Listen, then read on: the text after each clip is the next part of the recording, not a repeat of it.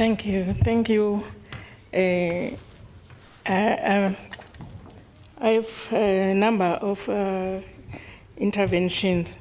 The first one is being that we must have policies that encourage every home to have a business, any type of business, in order to have money. And secondly, the skills development. We must ensure that the skills we have are passed on to the next generation. And the third one being that as women, we are big spenders sometimes. We have to save money in order to have money. Another one, the fourth one being, we have to move from subsistence farming to commercial farming in order to process our products and the food that we eat in our countries. Another one being that agriculture is the key, and employment can be created and hunger. Another one being that we should teach our children values in order to have peace. For the second plenary, I will say that all the presenters are invited to Eswatini, and I would like to have your communication, how we can talk, and the contact numbers, in fact. And I would like to know, do we pay for the skills that you give to any of the beneficiaries or not? Thank you. Merci beaucoup. Thank you very much, Honorable. You took the floor for less than 2 minutes. I want to thank you for being so efficient. Now I give the floor to Honorable Zanito from Ghana. Thank you very much, Madam Chair. I think that when women are given the opportunity to do anything, they always have a multiplier effect.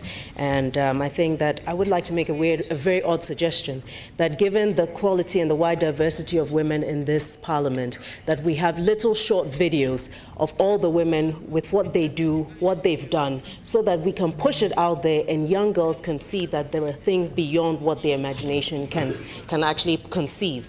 Because if we can do that, it already creates a removal of the limited barriers that a lot of young girls may have, because they'll know that these women already exist and they can aspire to some of these things as well. With regards to cooperatives, I think that we should not be too quick to ask women to move away from cooperatives. We should redesign the financial structures around these cooperatives, because they work organically, just as well as the money lending systems that women have within little groups. We should see how these financial institutions redesign their models around these organic institutions that women already have that work so efficiently that we can't even track properly, but they make the wheels turn around. So these would be my suggestions. Thank you very much, Ms. Merci encore une fois. Thank you again. Now I give the floor to Honorable Toure from the Gambia. Yes, thank you very much, Madam Chair. We are very happy to be here to celebrate African Women's Day 2025. We are here to inspire each other, because we are not dealing with, this is about women, but it's not just about women, it's about men as well. My wife is a woman. My children and my daughters are women. My mother is a woman. So everything we talk about here, we are talking about everything. It's inclusive. Madam Chair, in terms of reparations, I believe it means there were past wrongs done to women, and we now want to offer or provide satisfaction for those wrongs and injuries or harms that we have done to women over the years. In terms of financing model, I believe all countries, and I mean all countries, all governments should create a cooperative bank. Our women are involved in cooperative models on their own. In our country, we call it ususu. They come together and put some money together and give it to one woman. But it's not sustainable. But if we have a cooperative bank where all women can go there and take this money, invest it into small businesses or whatever business, and then pay back, then it will be kind of revolving. It will not die. We know that NEPAD and all these things coming from outside, grants, etc., they are good, but they are not sustainable. We have to create sustainable solutions for ourselves. Africa must stand on its own feet. Apart from that, Honorable Chair, I want to also say that many women are in the streets selling, street vendors. We must protect them. How do we protect them? We must come with legislation to ensure that they are protected so that police don't come all the time and drive them from the streets. Yes, they should give way to traffic, but at the same time, they need to be protected to be able to operate wherever they want to operate in their small business. I believe the Parliament has a role to play to ensure that women that are involved in street vending are protected. On that note, I thank you for the time. Thank you. Merci, Honorable Toure. Thank you, Honorable Toure. Thank you. Thank you. I think we've come to the end of question time. We had 5 questions, and Mr. Toure, you're very correct. We are actually, in our home, you have the mother, and you have the wife, and you have the child. So we really want to thank you for making that remark. So let me give the floor, or rather, let me turn to our panelists, our sisters. You have 1 minute each to try as much as possible to respond to the questions that were asked or that were addressed to you. And I think you had more comments than questions. Yes? Oui, mais je n'ai pas. Désolée, mais je n'avais pas Sorry, I did not receive your request.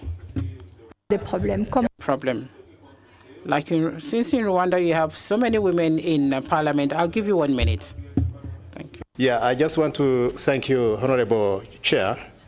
I want to take this opportunity to also make a statement by really thanking the organizers of this commemoration.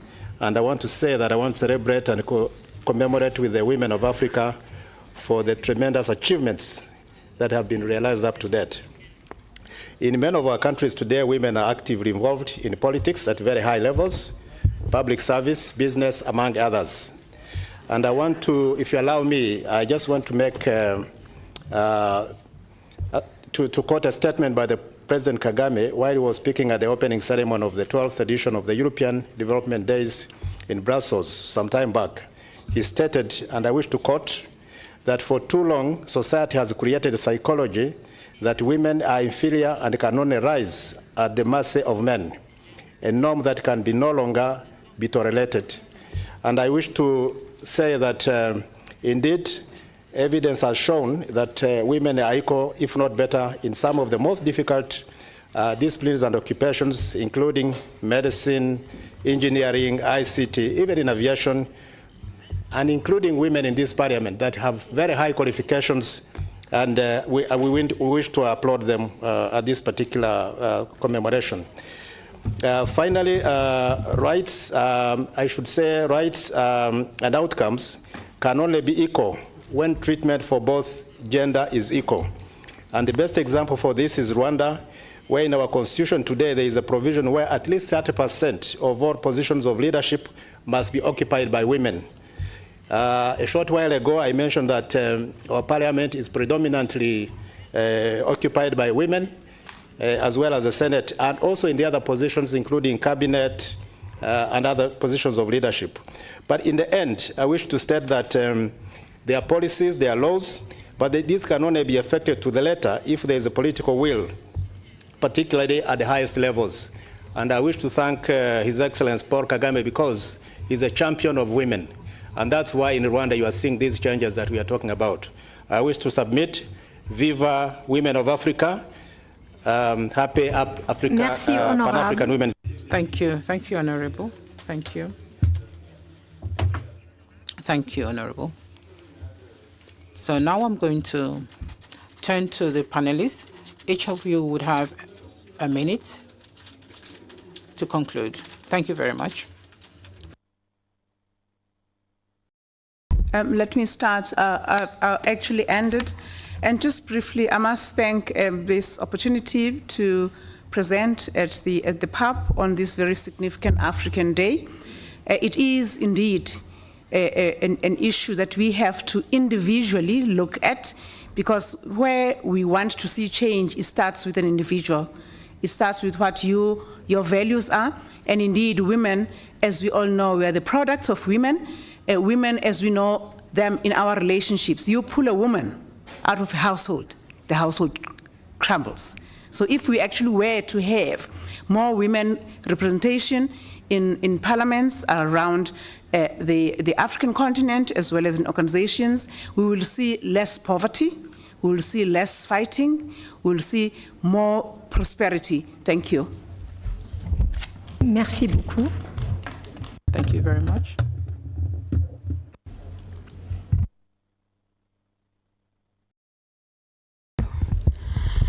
Women remain underrepresented across tech, trade, agribusiness, energy, and finance leadership. Yet they drive nearly half of the SMMEs and hold significant innovation potential private sector innovation. When allied with strong public-private partnership and parliamentarian support, can unlock pathways to scale women economic empowerment. Legislators must champion gender inclusiveness, data support, finance policies, mandatory inclusion in tenders and training initiatives. Countries like Rwanda has shown that when women lead in parliament, they can shift laws and budgets towards justice and growth. Real progress requires deliberate action, not assumption, and a robust collaboration between innovators, government, and communities. Thank you.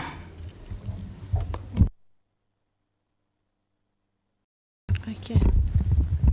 Thank you, Madam Sophia.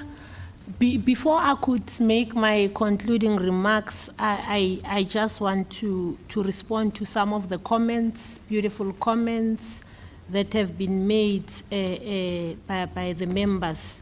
The first one is really to appreciate the comment by Madam, is it Awatef, from Tunisia.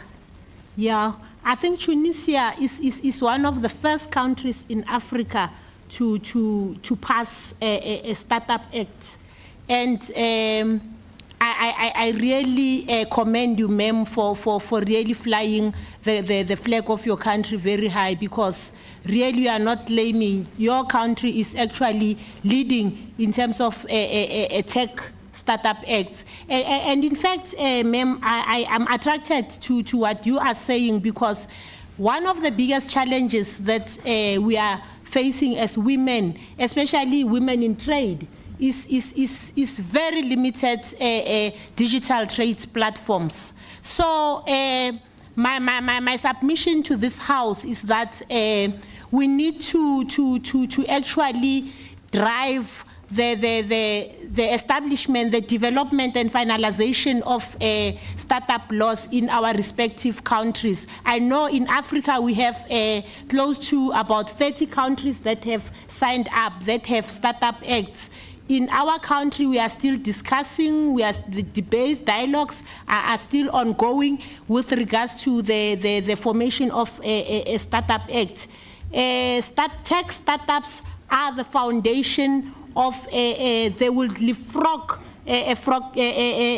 Women would be able to access across the border markets and so on. But in my conclusion, I want to say this Parliament should actually begin to measure the success of women. How many women have been produced who are successful entrepreneurs per year? So now, every year as we celebrate, ma'am, I think the starting point should be to say how many have we managed to support as countries? Merci. We need to learn from each other, exchange experiences as countries. We need to develop policies. I think one of the members spoke about policies and regulations which will enable cross-border trade. You know, the challenges of cross-border have been emphasized. I can't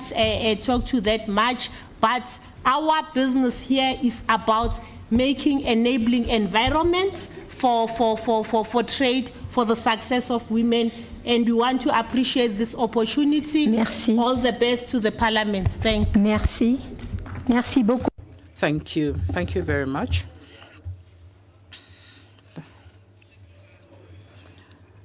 Now, to respond to Ms. Honorable Awate from Tunisia, I want to thank you for your question, and I want you to know that Tunisia is one of the countries or member countries of CIFA. We are doing a lot of things in Tunisia to help women. It's not 84 billion, but 84 million. Honorable delegate from Rwanda. Rwanda is doing amazingly well, and we really commend your Gender Monitoring Office, because the Gender Monitoring Office has a supervising capacity on all the ministries, and it's a model that we need to replicate in Africa. Now to Honorable Touré, I really like your point, and thank you for praising all the women in your life. And you know what we want to do at AUD-NEPAD through the African Women Empowerment Program that I am leading and designing is to help those women cooperative and raise them to the level of their banks. We don't want to be giving them grants forever. We want to equip them to have banks that can lend to other women. Thank you. Now, Honorable Raab from Kenya is no longer there, but we do a lot in Kenya, and we can do way more for the women of Kenya. To Honorable Zaneto from Ghana, thank you so much. I think it's a very interesting initiative, and I commit as AUD-NEPAD to help you try to get those videos from the Parliamentarian to inspire the younger generation of women. Thank you so much. Merci beaucoup, Madame. Thank you, Ms. Jessica. In conclusion, I would like to thank you all for the very edifying remarks that you made and the presentations that you made. And I do think that through the questions and answers, you have actually taught us a lot. So we have learned a lot, and we want to thank you. I personally would like to thank you on behalf of the President of the Pan-African Parliament and all the other parliamentarians of the Pan-African Parliament and the guests here present. I want to thank you. And I think we've come to the end of our panel session. We need a round of applause.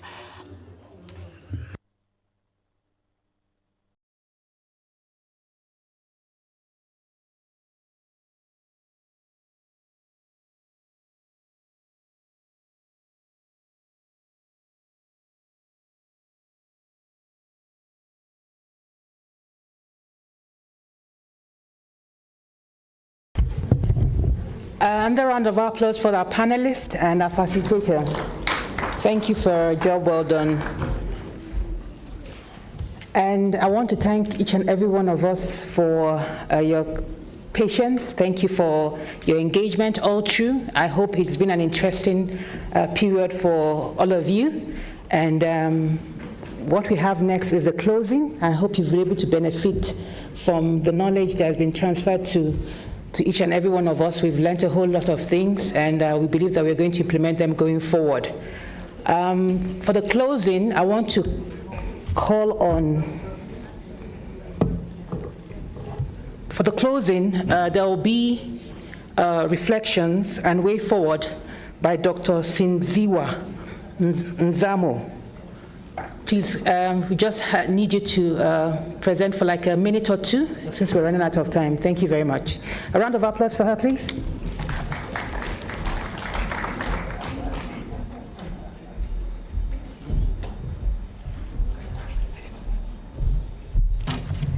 Thank you very much, Madam Program Director, and also greet our dear sister Ambassador Bridget Mutsipe. Thank you for making me who I am. She has contributed to what I am today. And thank you very much. She's the former president of International Women's Forum, South Africa. Thank you very much, Sis Bridge. I call her Sis Bridge. And thank you very much. Our closing session, just the reflection of what we were talking about today is African women and taking ourselves to the next level, celebrating of who we are as African women.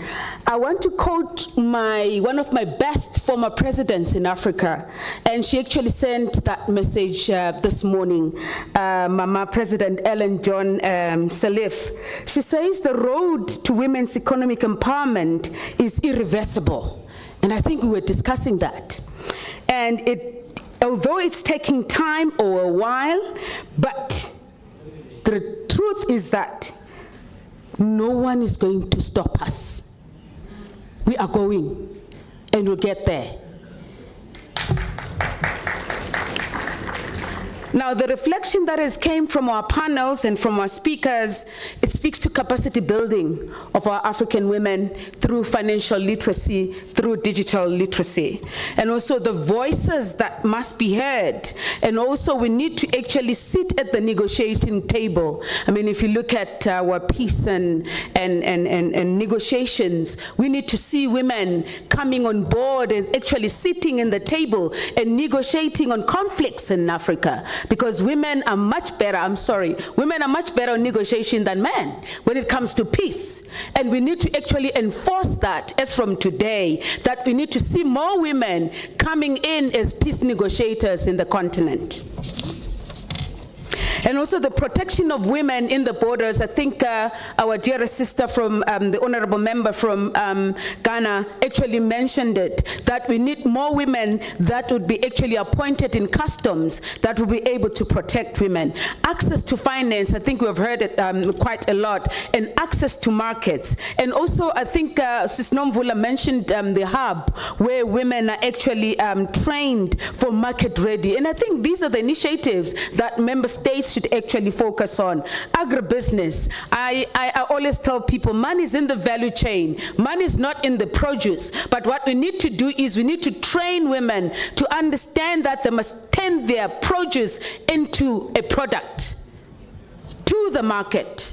That's where money is. That's what agribusiness is all about. It's not the product, but it's when you actually turn that product into a tomato sauce. Turn the tomato sauce, turn the tomatoes into tomato sauce. That's where money is. So let us actually assist women in our member states not to just produce and eat only, but let us actually make them to understand that they're in business as well. I'm given 1 minute. Prof mentioned the support of postgraduates.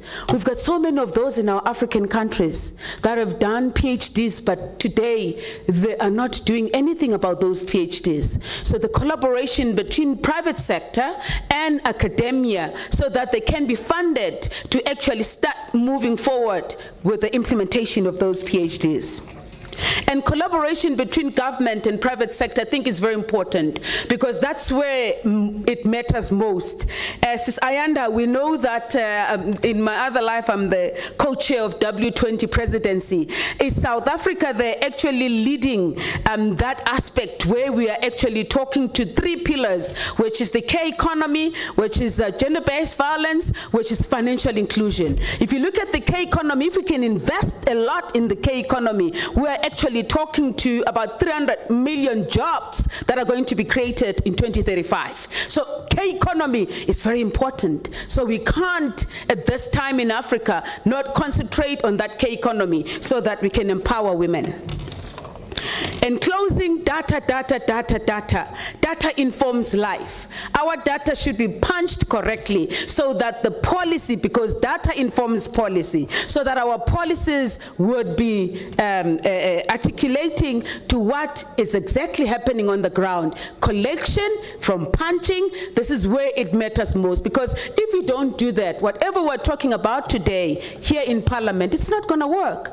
Because the collation of data, those policies has come from the collation, and it's very important that we need to actually address the issue of data collection and make sure that our data as women is collected correctly.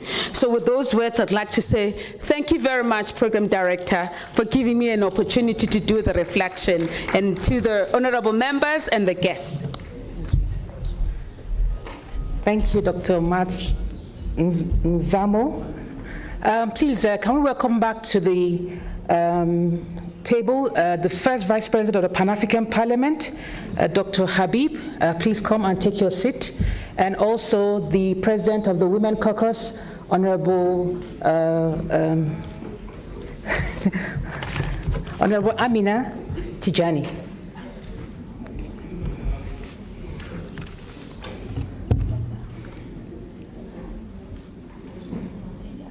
No.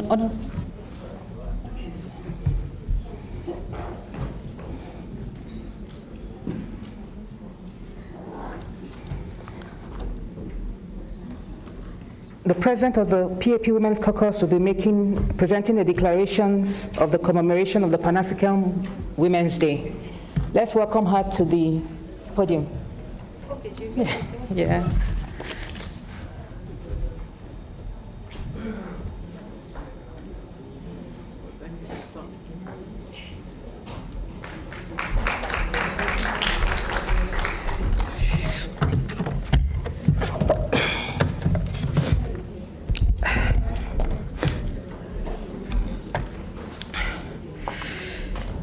مساء الخير إنه لشرف لي أن أقدم لكم. Good afternoon. It's an honor for me to present for a second time the draft of the final communique of this historic day for the African women, which was a day full of discussion and information sharing and debate over the issues that are facing women in the African continent, among which there is justice and equity between the two sexes in our continent. The caucus of women of the Pan-African Parliament had celebrated the African women for the year 2025 under the slogan Women is leading economic justice and innovation in Africa.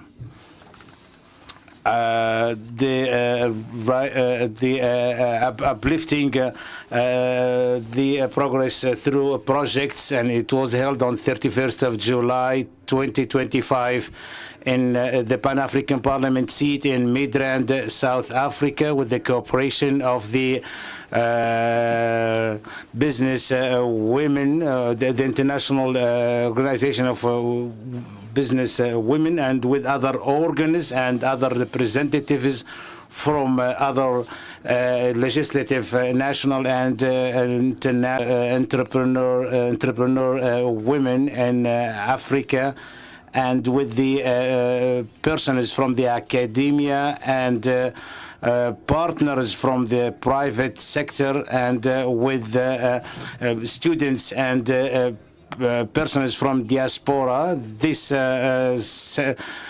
celebration was a forum to confirm the commitment of the Pan-African Parliament to help with the justice for women and giving women the right place to be as a business leader, with light shedding on the role of women in the economic, political, and innovative sectors in Africa, and with the focus on deepening the issue of the justice reparations by looking at the projects that are being led by women.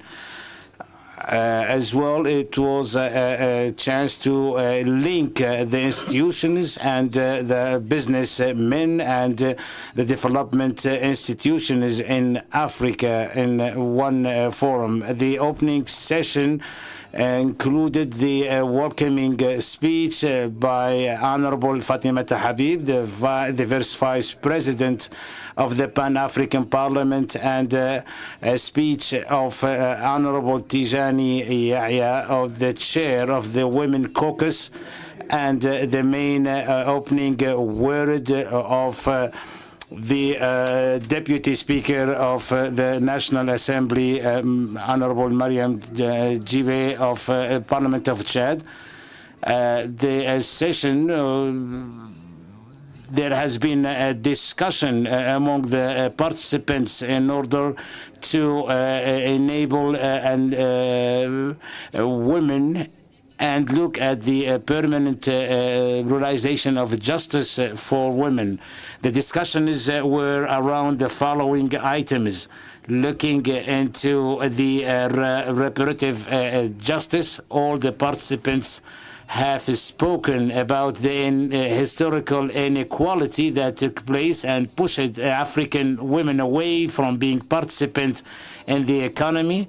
It was recognized that the economy is a very important element to realize justice and inclusive development, especially when it's built upon the popular participation and the empowerment of women. Two, the need for the parliament to lead the equality and the parliamentarians it was shown that the members of the women members of the parliaments have been a key role. They had played a key role in their own parliaments, and they have led developments. There was the confirmation of the importance of the support of all activities where women can be a key factor, like development, energy. As well, there was a focus on looking into the inclusive justice. There was a concentration as well on the development of Africa, and the participants requested that the development should be extended in areas that are led by women, including the e-business and the green technology, and the enabling the participation of women in economies focusing on innovation and the work in order to push the role or the there was a concentration as well on the information sharing and the sharing of information. Participants confirmed that there should be a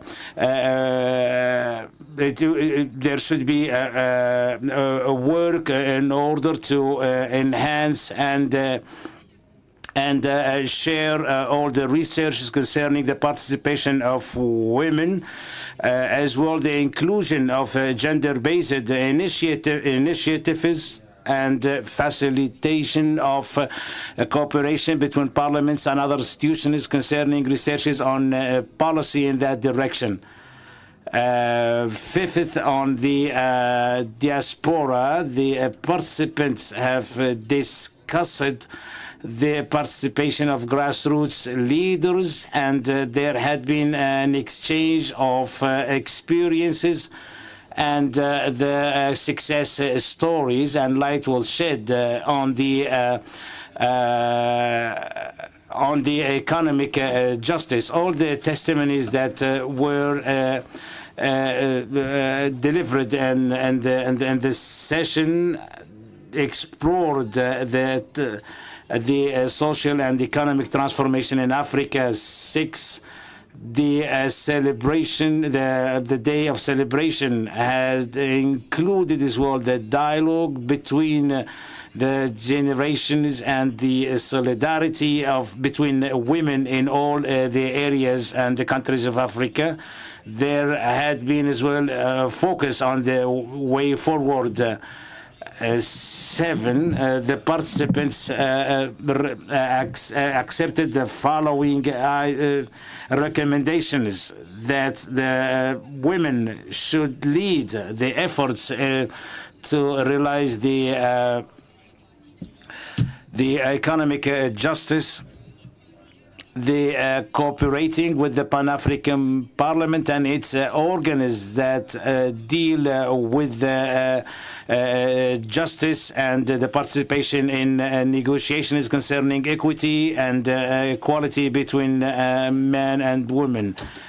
There had been a discussion as well to contribute to the theme of the African Union for 2025 concerning the reparation justice and the working towards the implementation of this theme. The regional and national parliaments have to include measurements to help the equity and the equality between the two sexes in their own legislations, and the work as well in order to control and oversight the commitment of the international organs towards the innovation in order to provide success and a better life for women. The stakeholders have to work on the following: finding a suitable environment that include women and youth and their prosperity, and to look as well into the markets and the infrastructures and the digital tools that owned by women, by companies that are led by women, the participation in spaces of policy making in order to look into the consequences of policies in all the countries. As a conclusion, while African women is celebrating the Day of African Women in 2025, the Pan-African Parliament is confirming once again its commitment that the African women can not only be beneficiaries but be engineers of this transformation. The Women Caucus is calling upon all the member countries of the African Union and the civil society and the development partners and all other stakeholders in order to transform the commitments into actions in order to invest in the African women as active transformers of the reparation justice. The Pan-African Parliament is thankful to all those who helped and supported the success of this celebration day, and congratulates and thanks the South Africa and the Parliament of South Africa for their hospitality done in Midrand, Republic of South Africa on the 31st of July 2025, signed by the participants.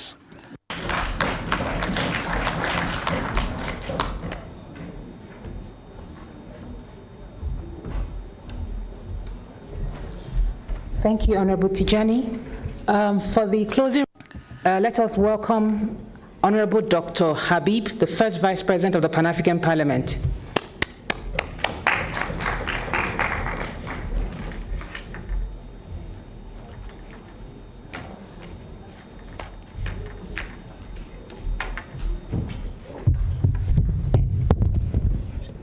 Bismillah ar-Rahman ar-Rahim. In the name of Allah, the Merciful, the Beneficent. We are invited to protocole respecté, chers collègues. Ladies and gentlemen, all protocol duly respected, we have come to the end of our program organized in commemoration of the Pan-African Women's Day, and it is with a lot of pleasure and emotion that I take the floor today to address a few words by way of a closing remark. Throughout this morning, we have engaged in discussions, experience sharing, and a lot of inspiration around topics of challenges, successes, and difficulties which African women face here and elsewhere. Your comments have actually enriched our collective brainstorming and have strengthened our commitment in view of an equitable, inclusive, and inclusive society which is mindful of the rights of women.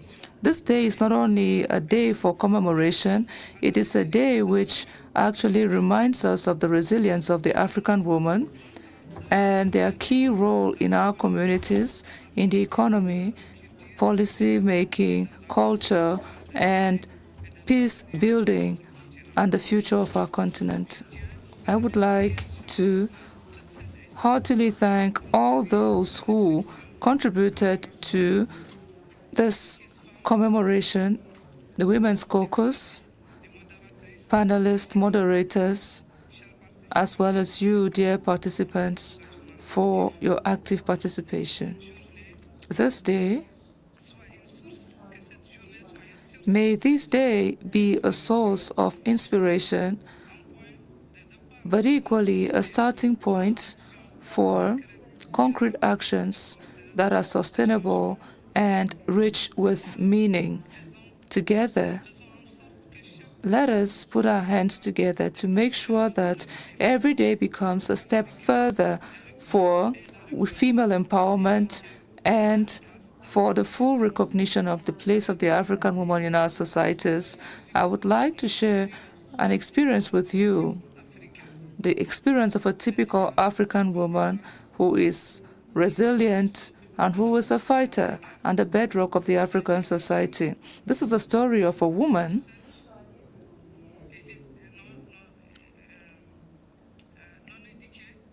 an uneducated woman who has a large family, and in the course of her life was a businesswoman, did menial jobs in order to nourish her family and educate them. This woman is each of us. It is my mother. This woman has many kids, and thanks to her determination, was able to train me to become a medical doctor, a specialist, a member of parliament, and a minister through the little jobs she did. And I think there's an opportunity for you to see me as testimony of the amount of respect we owe our mothers. Thank you so much. Thank you, and I declare close today's session. Thank you.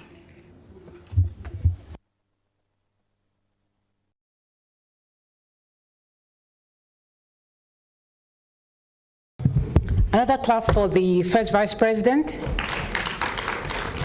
Thank you for the closing remarks. I don't have any other thing to say, but just to invite you for lunch.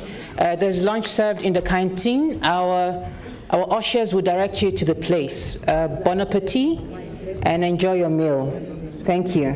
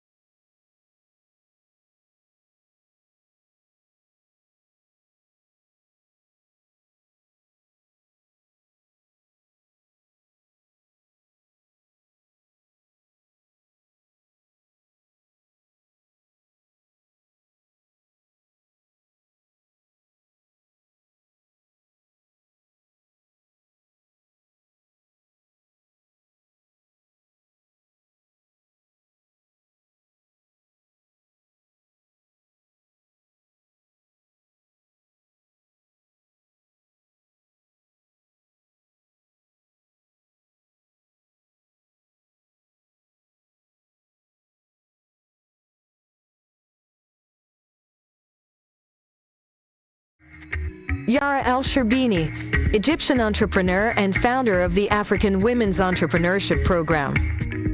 I want to empower women to take control of their economic destiny. I was really passionate about making art that was accessible and using accessible formats. Was that I think a lot of contemporary art has a language somehow that doesn't engage an audience. There's a formality to it, or almost a language that an audience believe they need to understand to be able to engage with artworks. I'm interested in how we can make work that doesn't make people feel intimidated, but engages people, draws people in and asks them to participate. Dr. Gozi Okonjo-Iweala, Nigerian economist and former managing director of the World Bank. I believe that African women can drive economic growth and development.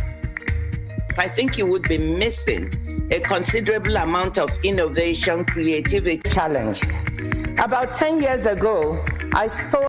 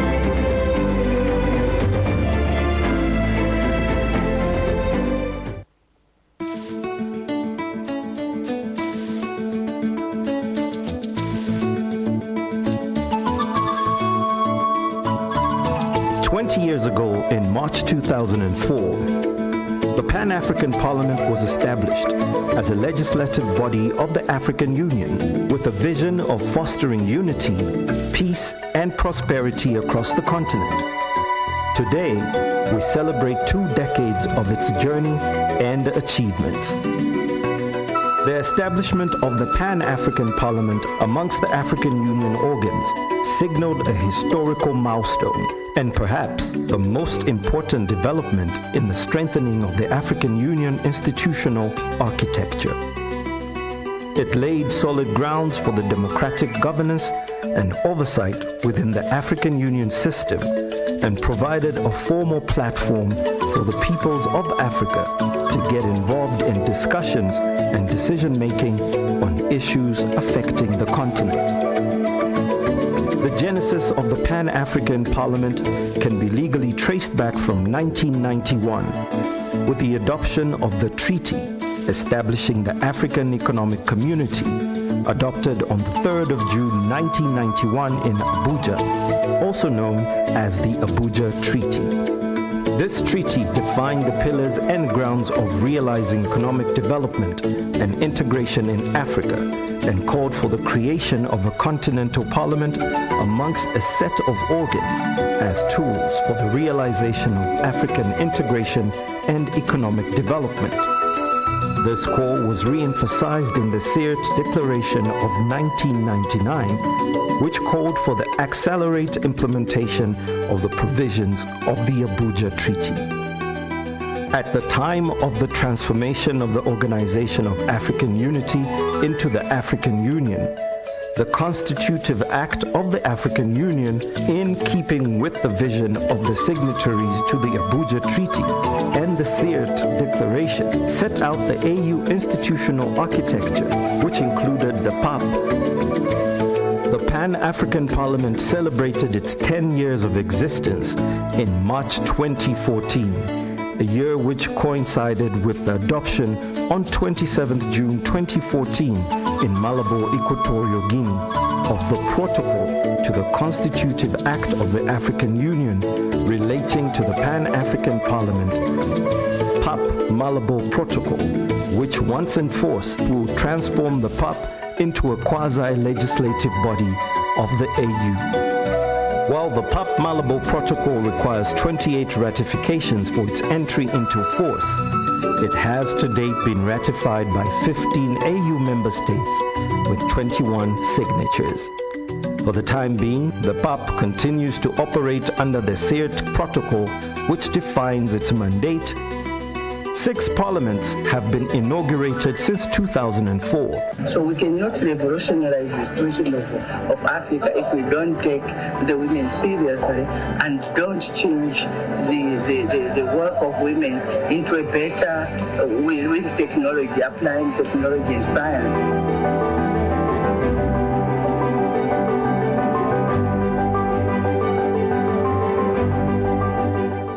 À cet effet, je sollicite la participation active et sans retrait des parlementaires nationaux, régionaux et panafricains à soutenir la position commune et unique de l'Afrique d'un côté des gouvernements africains, car l'enjeu n'est plus technique, mais politique. Il s'agit d'affirmer le soutien des parlementaires et des sommes à tous les échelons régionaux pour que vive le protocole de Kyoto pour la survie de notre continent.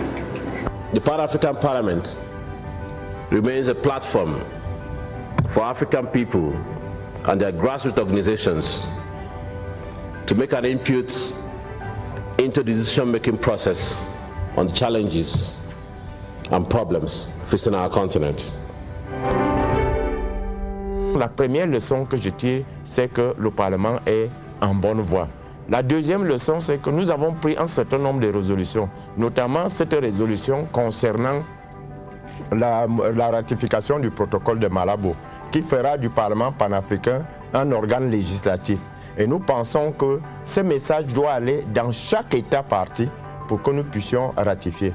We've gone some way in reviving, renewing, repositioning and reinvigorating the Pan-African Parliament in line with our own strategic thrust. We have a lot of issues on this continent.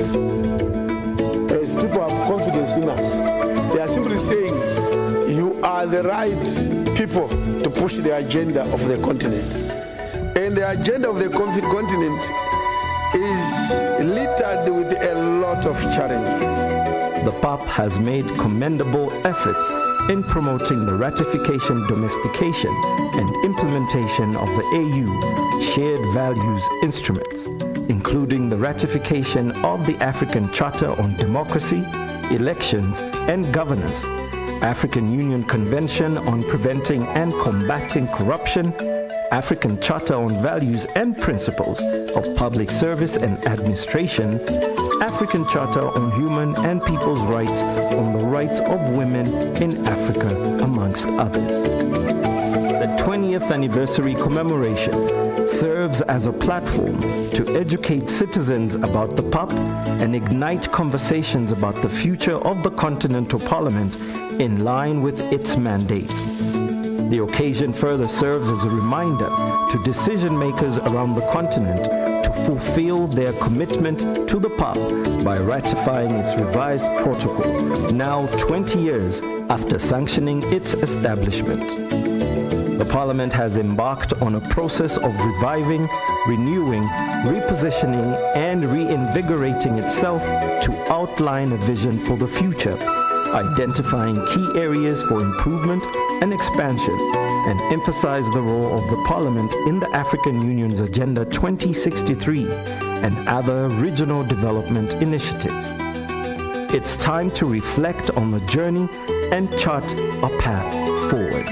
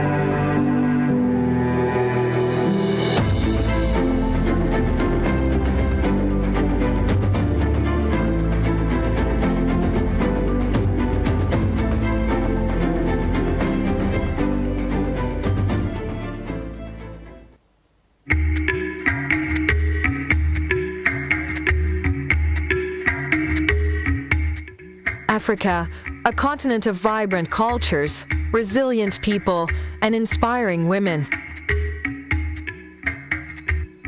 Africa is rising, and at the heart of this transformation are women bold, visionary, and unstoppable.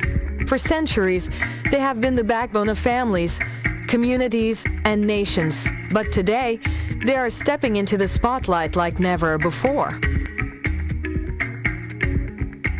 From politics to entrepreneurship, activism to education, these women are rewriting the narrative. They are not waiting for permission. They are taking charge, breaking barriers, and creating new possibilities for the next generation.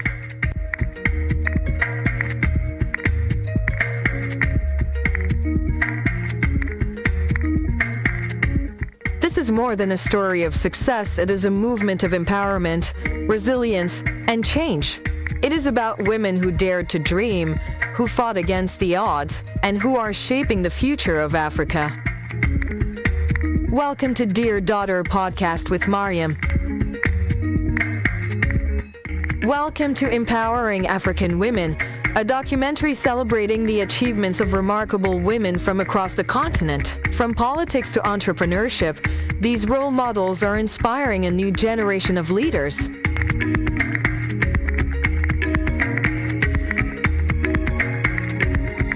Introduction to the role models.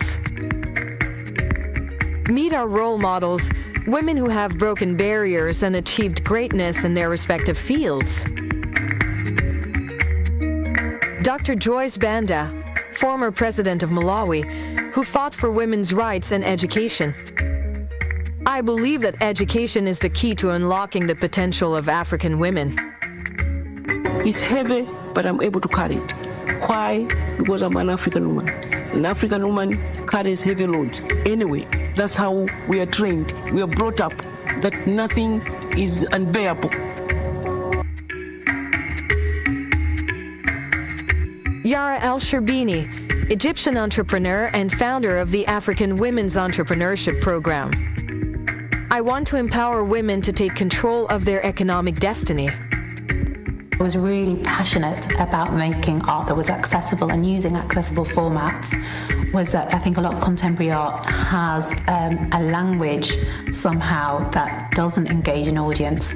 There's a formality to it, or almost a language that an audience believe they need to understand to be able to engage with artworks. I'm interested in how we can make work that doesn't make people feel intimidated, but engages people, draws people in, and asks them to participate. Dr. Ngozi Okonjo-Iweala, Nigerian economist and former managing director of the World Bank. I believe that African women can drive economic growth and development. I think you would be missing a considerable amount of innovation, creativity, and input. When you leave women out, they bring solutions just as men do. The narrative of a rising Africa is being challenged. About 10 years ago, I spoke about an Africa of hope and opportunity, an Africa of entrepreneurs, an Africa very different from the Africa that you normally hear about of death, poverty, and disease. And that, what I spoke about, became part of what is known now as the narrative of the rising Africa. Mentoring and empowerment. Mentorship is a critical component of empowering African women. Our role models are paying it forward, inspiring and guiding the next generation of leaders. Aisha Yesufu, Nigerian activist and co-founder of the Bring Back Our Girls movement.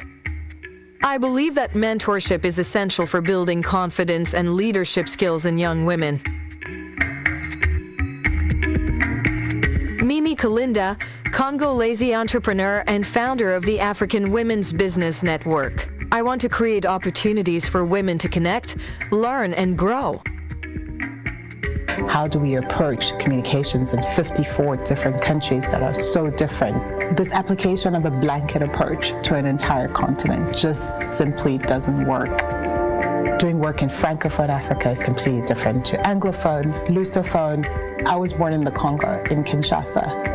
People who live in Kinshasa speak a different language, have different cultural sensibilities than people who live on the east of the DRC, for example, closer to Rwanda, Uganda, Burundi. So the way that you approach even one country is going to be so varied and so diverse.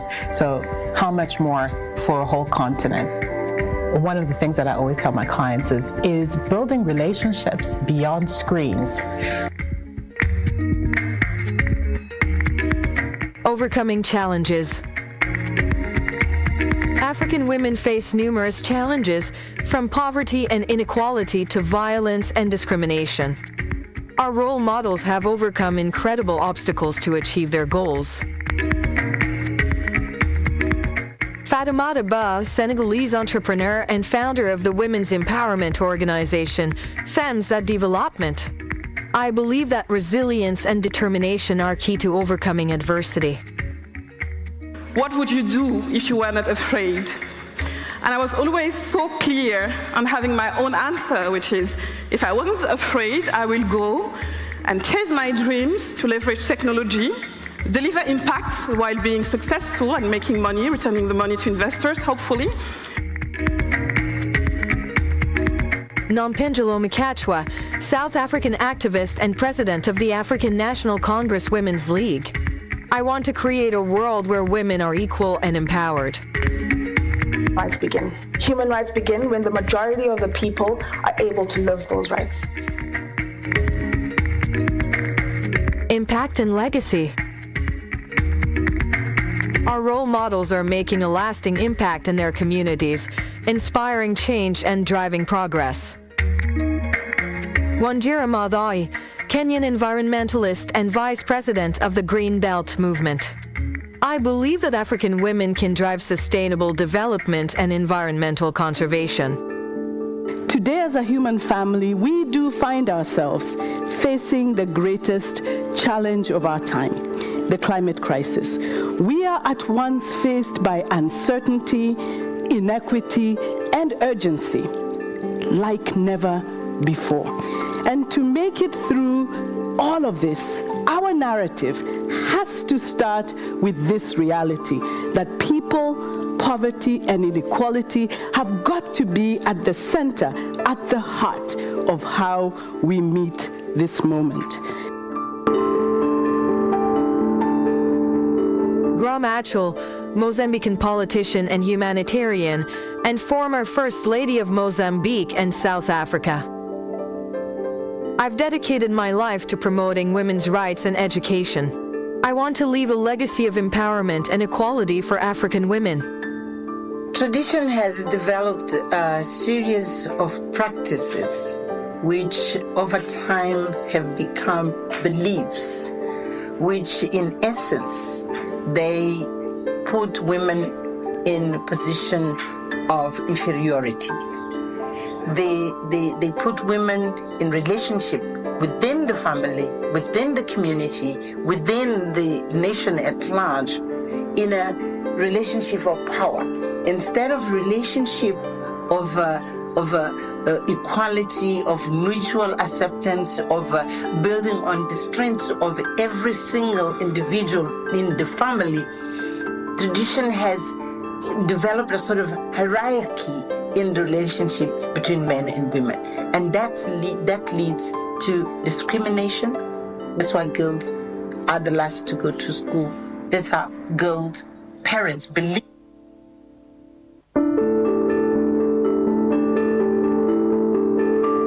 These extraordinary women are more than just role models. They are the architects of a brighter future. Through resilience, innovation, and leadership, they continue to break barriers and inspire generations to come.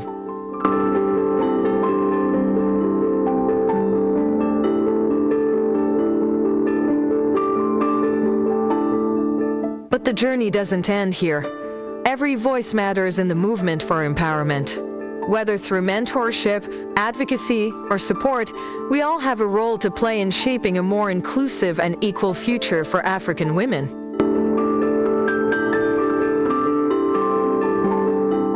Join us in celebrating these achievements, share their stories, support women-led initiatives, and be part of the change. Together, we can create a world where every African woman has the opportunity to thrive.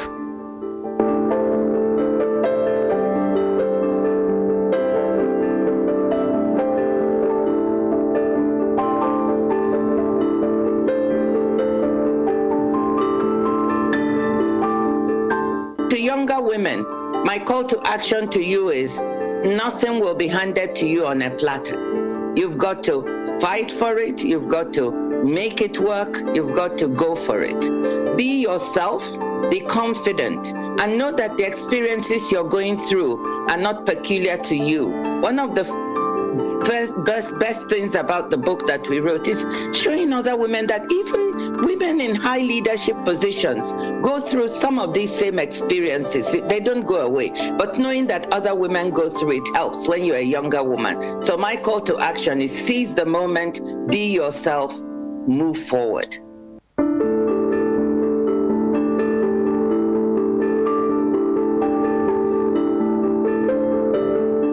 Education, even skilled women, sometimes it's not sufficient for them to take control to the point where they say, I'm not going to allow myself to do this. So I'm not minimizing the importance of education. I'm saying if we don't go and understand the other underlying factors, which can be called traditional or whatever, I hate to call them cultural, because I don't think culture in any place is oppressive.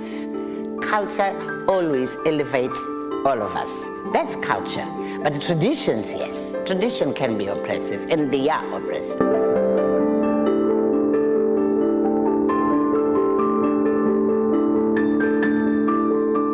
Recognition that women in leadership is no longer just words. There are a lot of women, especially African women, who are finding themselves in places of leadership. But I think historically women have just been excluded. We are not at the table when decisions are being made on boards or in the top leadership. We often have responsibility without authority, is what I say. And so this is what has to change. But I think also because of the historical exclusion of women, there's also been somewhat of an acquiescence. Women often don't put themselves forward for leadership. I've seen that most recently in our politics, where you have clear provisions, legal provisions for women to be in leadership. And it's difficult sometimes to find women to run for office. I've seen it in community leadership at the Greenbelt movement, where women were often always the only group members. And so the leadership of the governance of those groups was often women. So women were the chair, they were the secretary, they were the treasurer. But as soon as one man entered the group and they became, a more integrated group, when they picked the leader, they would often always pick the man.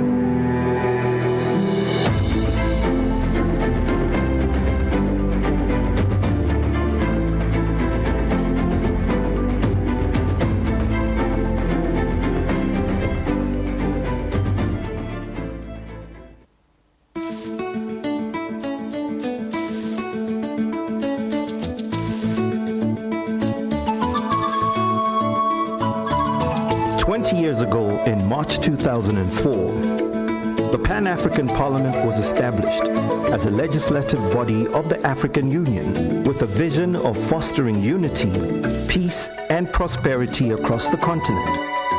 Today, we celebrate 2 decades of its journey and achievements. The establishment of the Pan-African Parliament amongst the African Union organs signaled a historical milestone and perhaps the most important development in the strengthening of the African Union institutional architecture.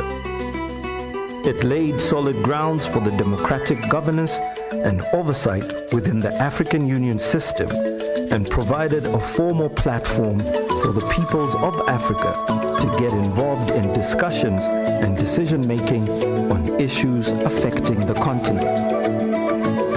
The genesis of the Pan-African Parliament can be legally traced back from 1991 with the adoption of the treaty establishing the African Economic Community, adopted on the 3rd of June 1991 in Abuja, also known as the Abuja Treaty. This treaty defined the pillars and grounds of realizing economic development and integration in Africa and called for the creation of a continental parliament amongst a set of organs as tools for the realization of African integration and economic development. This call was re-emphasized in the Sirte Declaration of 1999, which called for the accelerated implementation of the provisions of the Abuja Treaty. At the time of the transformation of the Organization of African Unity into the African Union, the Constitutive Act of the African Union, in keeping with the vision of the signatories to the Abuja Treaty and the Sirte Declaration, set out the AU institutional architecture, which included the PAP. The Pan-African Parliament celebrated its 10 years of existence in March 2014, a year which coincided with the adoption on 27th June 2014 in Malabo, Equatorial Guinea, of the Protocol to the Constitutive Act of the African Union relating to the Pan-African Parliament, PAP Malabo Protocol, which once enforced will transform the PAP into a quasi-legislative body of the AU. While the PAP Malabo Protocol requires 28 ratifications for its entry into force, it has to date been ratified by 15 AU member states with 21 signatures. For the time being, the PAP continues to operate under the Sirte Protocol, which defines its mandate. 6 parliaments have been inaugurated since 2004. So we cannot revolutionize the situation of Africa if we don't take the women seriously and don't change the work of women into a better, with technology, applying technology and science.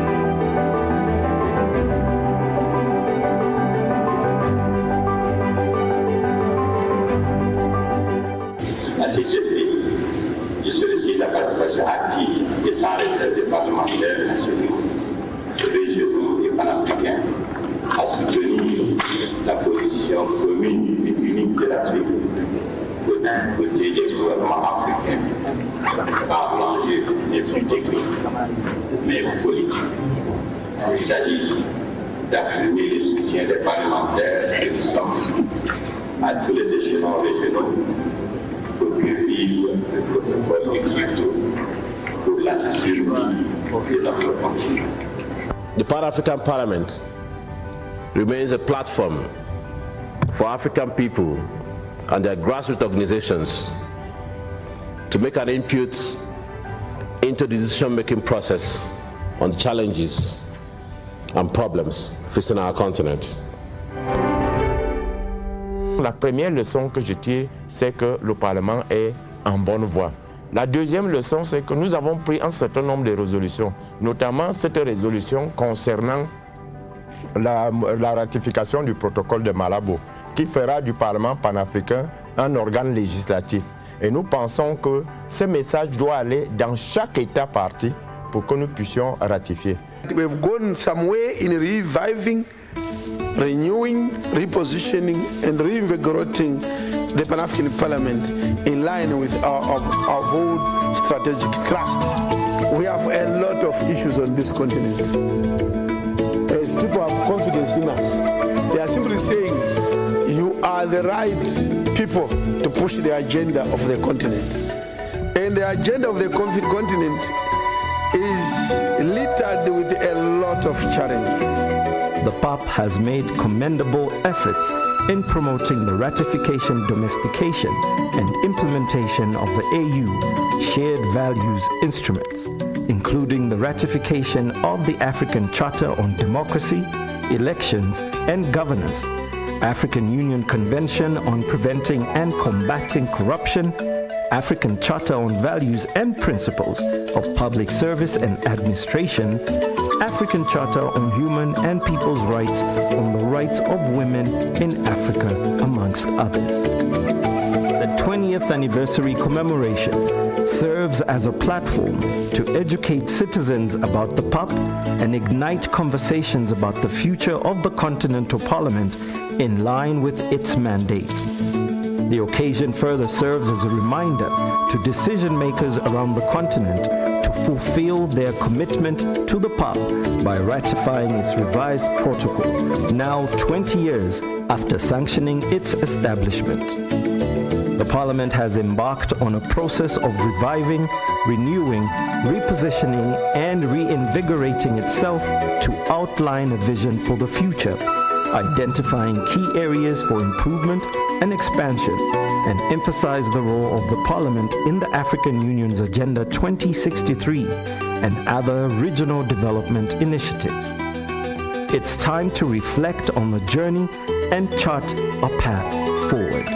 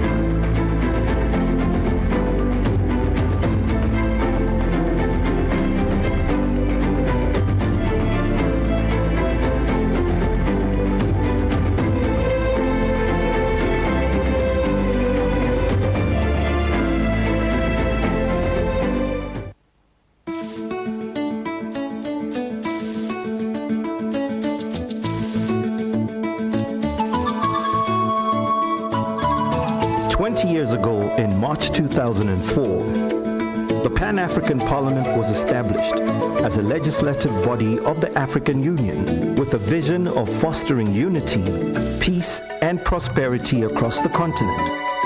Today, we celebrate 2 decades of its journey and achievements. The establishment of the Pan-African Parliament amongst the African Union organs signaled a historical milestone and perhaps the most important development in the strengthening of the African Union institutional architecture.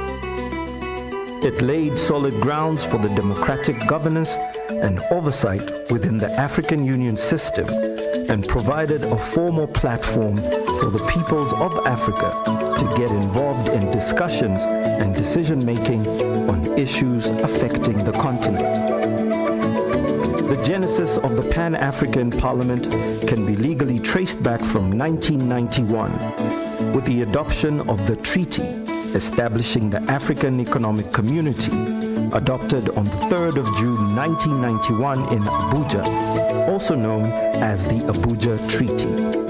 This treaty defined the pillars and grounds of realizing economic development and integration in Africa and called for the creation of a continental parliament amongst a set of organs as tools for the realization of African integration and economic development. This call was re-emphasized in the Sirte Declaration of 1999, which called for the accelerated implementation of the provisions of the Abuja Treaty.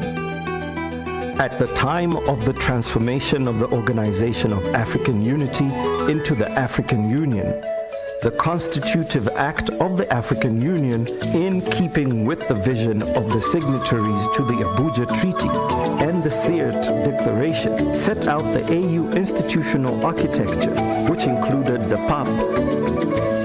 The Pan-African Parliament celebrated its 10 years of existence in March 2014, a year which coincided with the adoption on 27th June 2014 in Malabo, Equatorial Guinea, of the protocol to the Constitutive Act of the African Union relating to the Pan-African Parliament, PAP Malabo Protocol, which once enforced will transform the PAP into a quasi-legislative body of the AU. While the PAP Malabo Protocol requires 28 ratifications for its entry into force, it has to date been ratified by 15 AU member states with 21 signatures.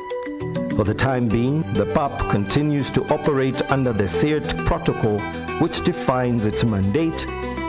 6 parliaments have been inaugurated since 2004. So we cannot revolutionize the situation of Africa if we don't take the women seriously and don't change the work of women into a better, with technology, applying technology and science.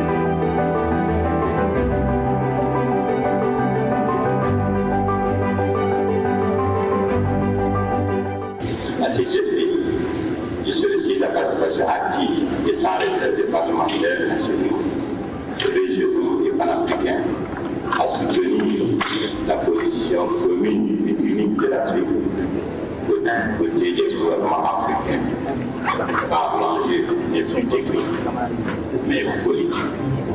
Il s'agit d'affirmer le soutien des parlementaires que nous sommes à tous les échelons régionaux pour que vive le protocole de Kyoto pour la survie de notre continent. The Pan-African Parliament remains a platform for African people and their grassroots organizations to make an input into the decision-making process on challenges and problems facing our continent. La première leçon que je tire, c'est que le Parlement est en bonne voie. La deuxième leçon, c'est que nous avons pris un certain nombre de résolutions, notamment cette résolution concernant la ratification du protocole de Malabo, qui fera du Parlement panafricain un organe législatif. Et nous pensons que ce message doit aller dans chaque État partie pour que nous puissions ratifier. We've gone some way in reviving, renewing, repositioning and reinvigorating the Pan-African Parliament in line with our own strategic thrust. We have a lot of issues on this continent. As people have confidence in us, they are simply saying, you are the right people to push the agenda of the continent. And the agenda of the continent is littered with a lot of challenges. The PAP has made commendable efforts in promoting the ratification, domestication, and implementation of the AU Shared Values Instruments, including the ratification of the African Charter on Democracy, Elections, and Governance, African Union Convention on Preventing and Combating Corruption, African Charter on Values and Principles of Public Service and Administration, African Charter on Human and People's Rights on the Rights of Women in Africa, amongst others. The 20th anniversary commemoration serves as a platform to educate citizens about the PAP and ignite conversations about the future of the Continental Parliament in line with its mandate. The occasion further serves as a reminder to decision makers around the continent to fulfill their commitment to the PAP by ratifying its revised protocol, now 20 years after sanctioning its establishment. The Parliament has embarked on a process of reviving, renewing, repositioning, and reinvigorating itself to outline a vision for the future, identifying key areas for improvement and expansion, and emphasize the role of the Parliament in the African Union's Agenda 2063 and other regional development initiatives. It's time to reflect on the journey and chart a path forward.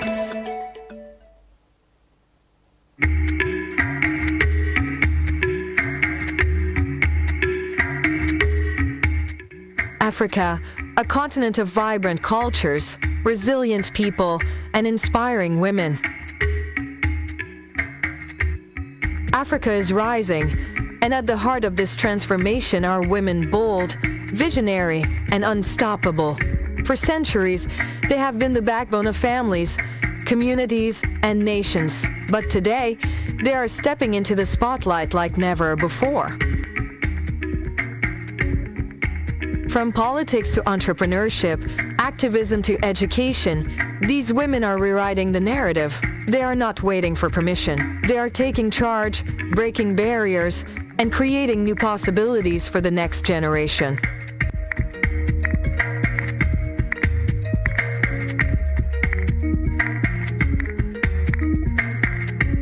This is more than a story of success. It is a movement of empowerment, resilience, and change. It is about women who dared to dream, who fought against the odds, and who are shaping the future of Africa. Welcome to Dear Daughter Podcast with Mariam. Welcome to Empowering African Women, a documentary celebrating the achievements of remarkable women from across the continent. From politics to entrepreneurship, these role models are inspiring a new generation of leaders.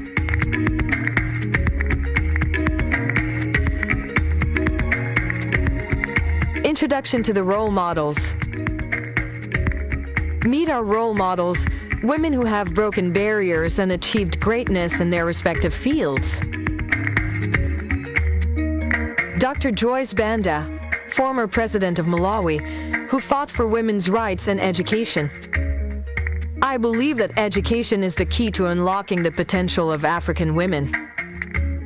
It's heavy, but I'm able to carry it. Why? Because I'm an African woman. An African woman carries heavy loads. Anyway, that's how we are trained. We are brought up that nothing is unbearable. Yara El-Sherbini, Egyptian entrepreneur and founder of the African Women's Entrepreneurship Program. I want to empower women to take control of their economic destiny. I was really passionate about making art that was accessible and using accessible formats. Was that I think a lot of contemporary art has a language.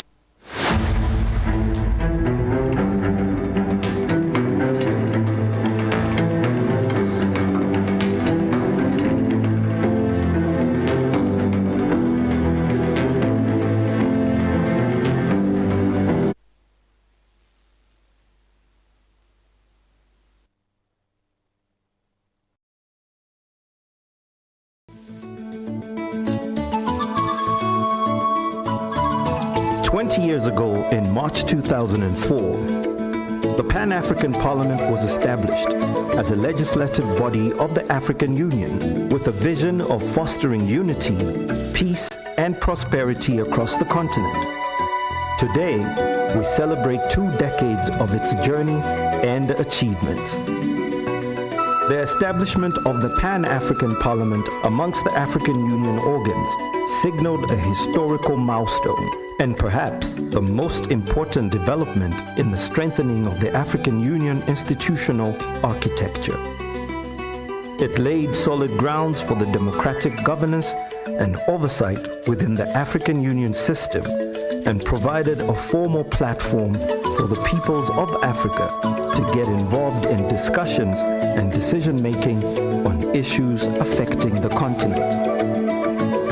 The genesis of the Pan-African Parliament can be legally traced back from 1991 with the adoption of the treaty establishing the African Economic Community, adopted on the 3rd of June 1991 in Abuja, also known as the Abuja Treaty.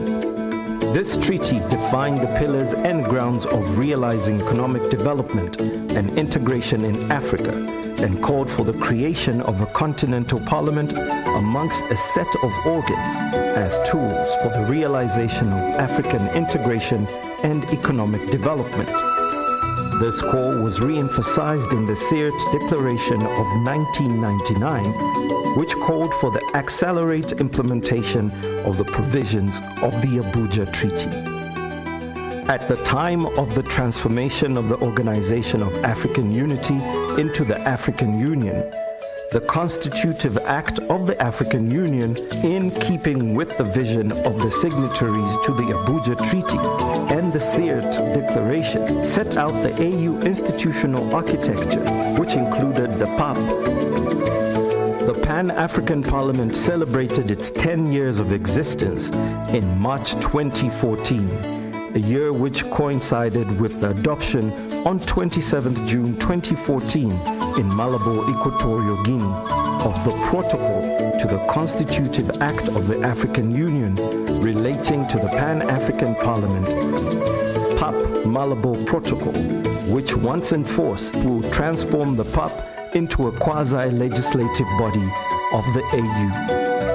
While the PAP Malabo Protocol requires 28 ratifications for its entry into force, it has to date been ratified by 15 AU member states with 21 signatures. For the time being, the PAP continues to operate under the Sirte Protocol, which defines its mandate. 6 parliaments have been inaugurated since 2004. So we cannot revolutionize the situation of Africa if we don't take the women seriously and don't change the work of women into a better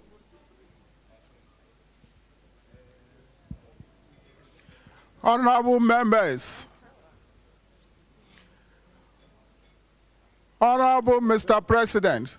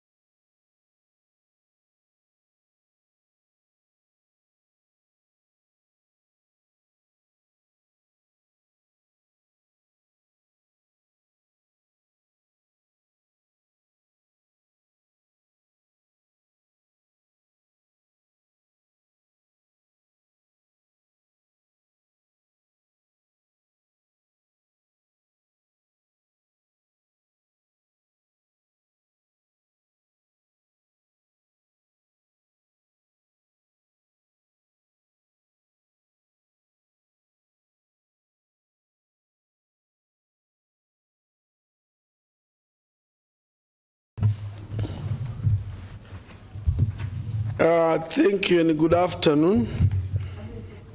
Because we didn't sit in the morning, we observe a moment of silent prayer of meditation.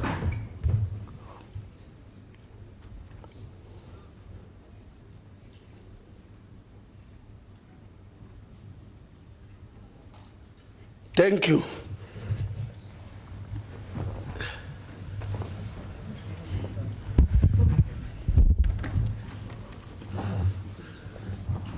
Confirmation of quorum. Honorable President, the head of plenary will do a head count of members physically present in the chamber, and the head of ITC will confirm the number of members joined virtually. Thank you.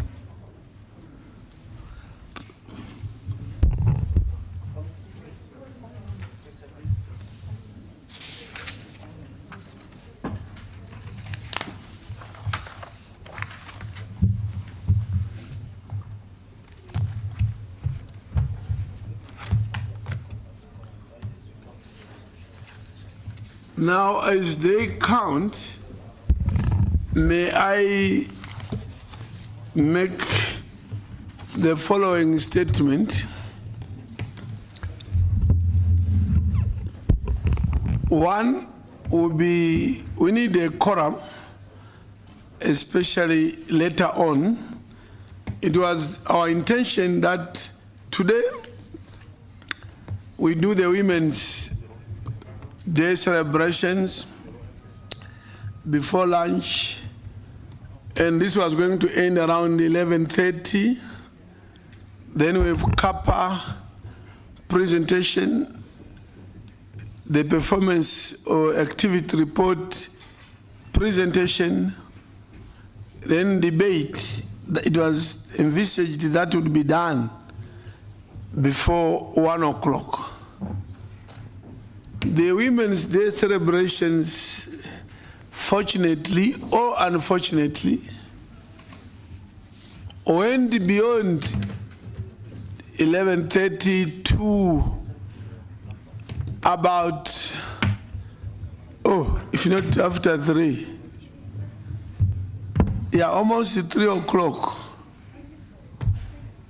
So it went beyond by more than 3 hours. So we faced the challenge that we need to have the CAPA report, activity report. And it was our intention that the afternoon, this afternoon would be dedicated to recommendations and resolutions, so that by close of today, we close business. And then tomorrow, members would have a free day. We know some may want to fly out in the morning, but yeah, that's the best. If they're not flying out, have 1 day free before you fly tomorrow. So we have this challenge that, are we going to achieve that? Do we want to come back to the chamber tomorrow to finish business? That's an issue that will confront us this afternoon. And the issue of quorum for recommendations, of course, tomorrow is likely to be worse. The attendance will be much lower than what we are seeing usually, unless those who are attending virtually can give us the numbers. Right, how many do we have present? Madam Clerk?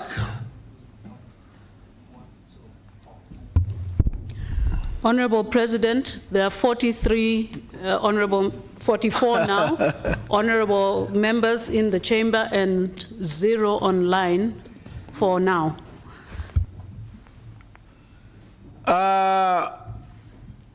The quorum is 102.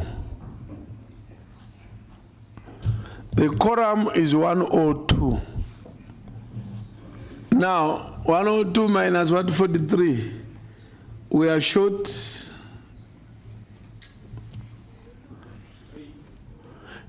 80.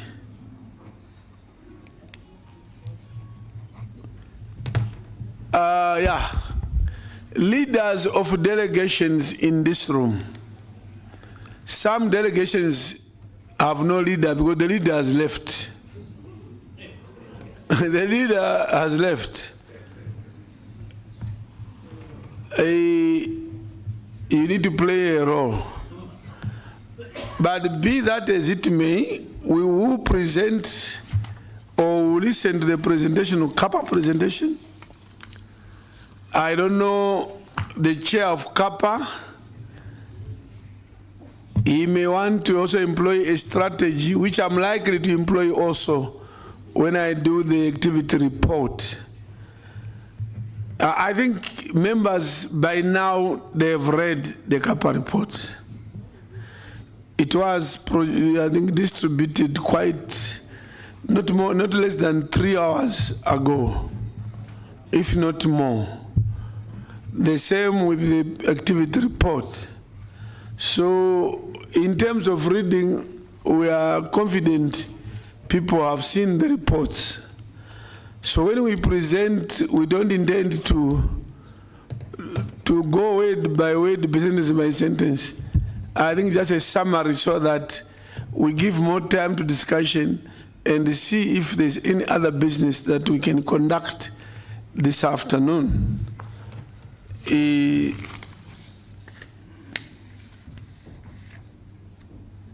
So the clerk will read the first order of the day.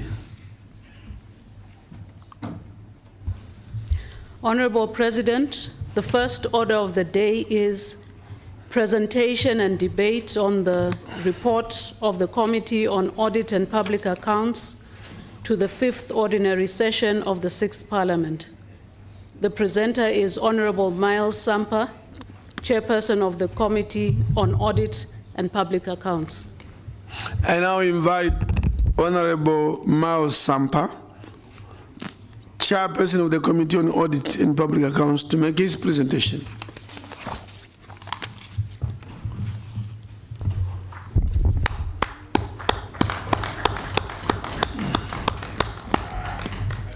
Point of order, Mr. President. You are welcome. Point of order. Point of order. You are welcome. Thank you very much, Your Excellency, the President. My name is Newton Samakai, Member of Parliament of PAP and Zambia.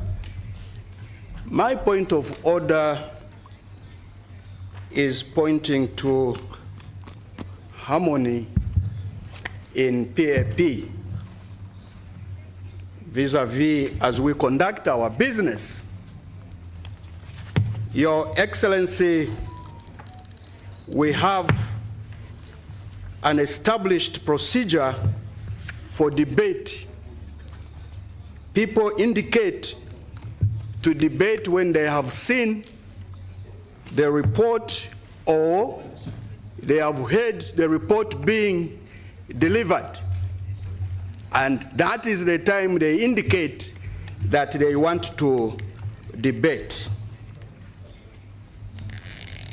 I'm shocked to see that there are already people that are selected to debate on these motions. I, for one, wanted to debate. Where was this announcement made that those who want to debate must indicate before seeing the report? Sorry, maybe I haven't finished, Your Excellency. Order. I don't know. I have no idea that there are some people that have been already identified to debate. I'm not. I have no idea. I don't know, because what I know is in this Parliament, when we give the program which says this report will come, there will be this report that will come on that day, people register. Other members then register even 3-4 days before in anticipation of that report. And then these are typed. And every day we've been reading a list of names. That is typed. And some names are written 5 days before. And then there are those, right, for example, this is Kappa. I'm seeing Senator Mugatana, Professor Vangion, Gobotswana, Sibanze, right. It's typed, and we did this yesterday, we did this last week. That's the practice that you have registered, and then they type it under, I think, Wawa's office.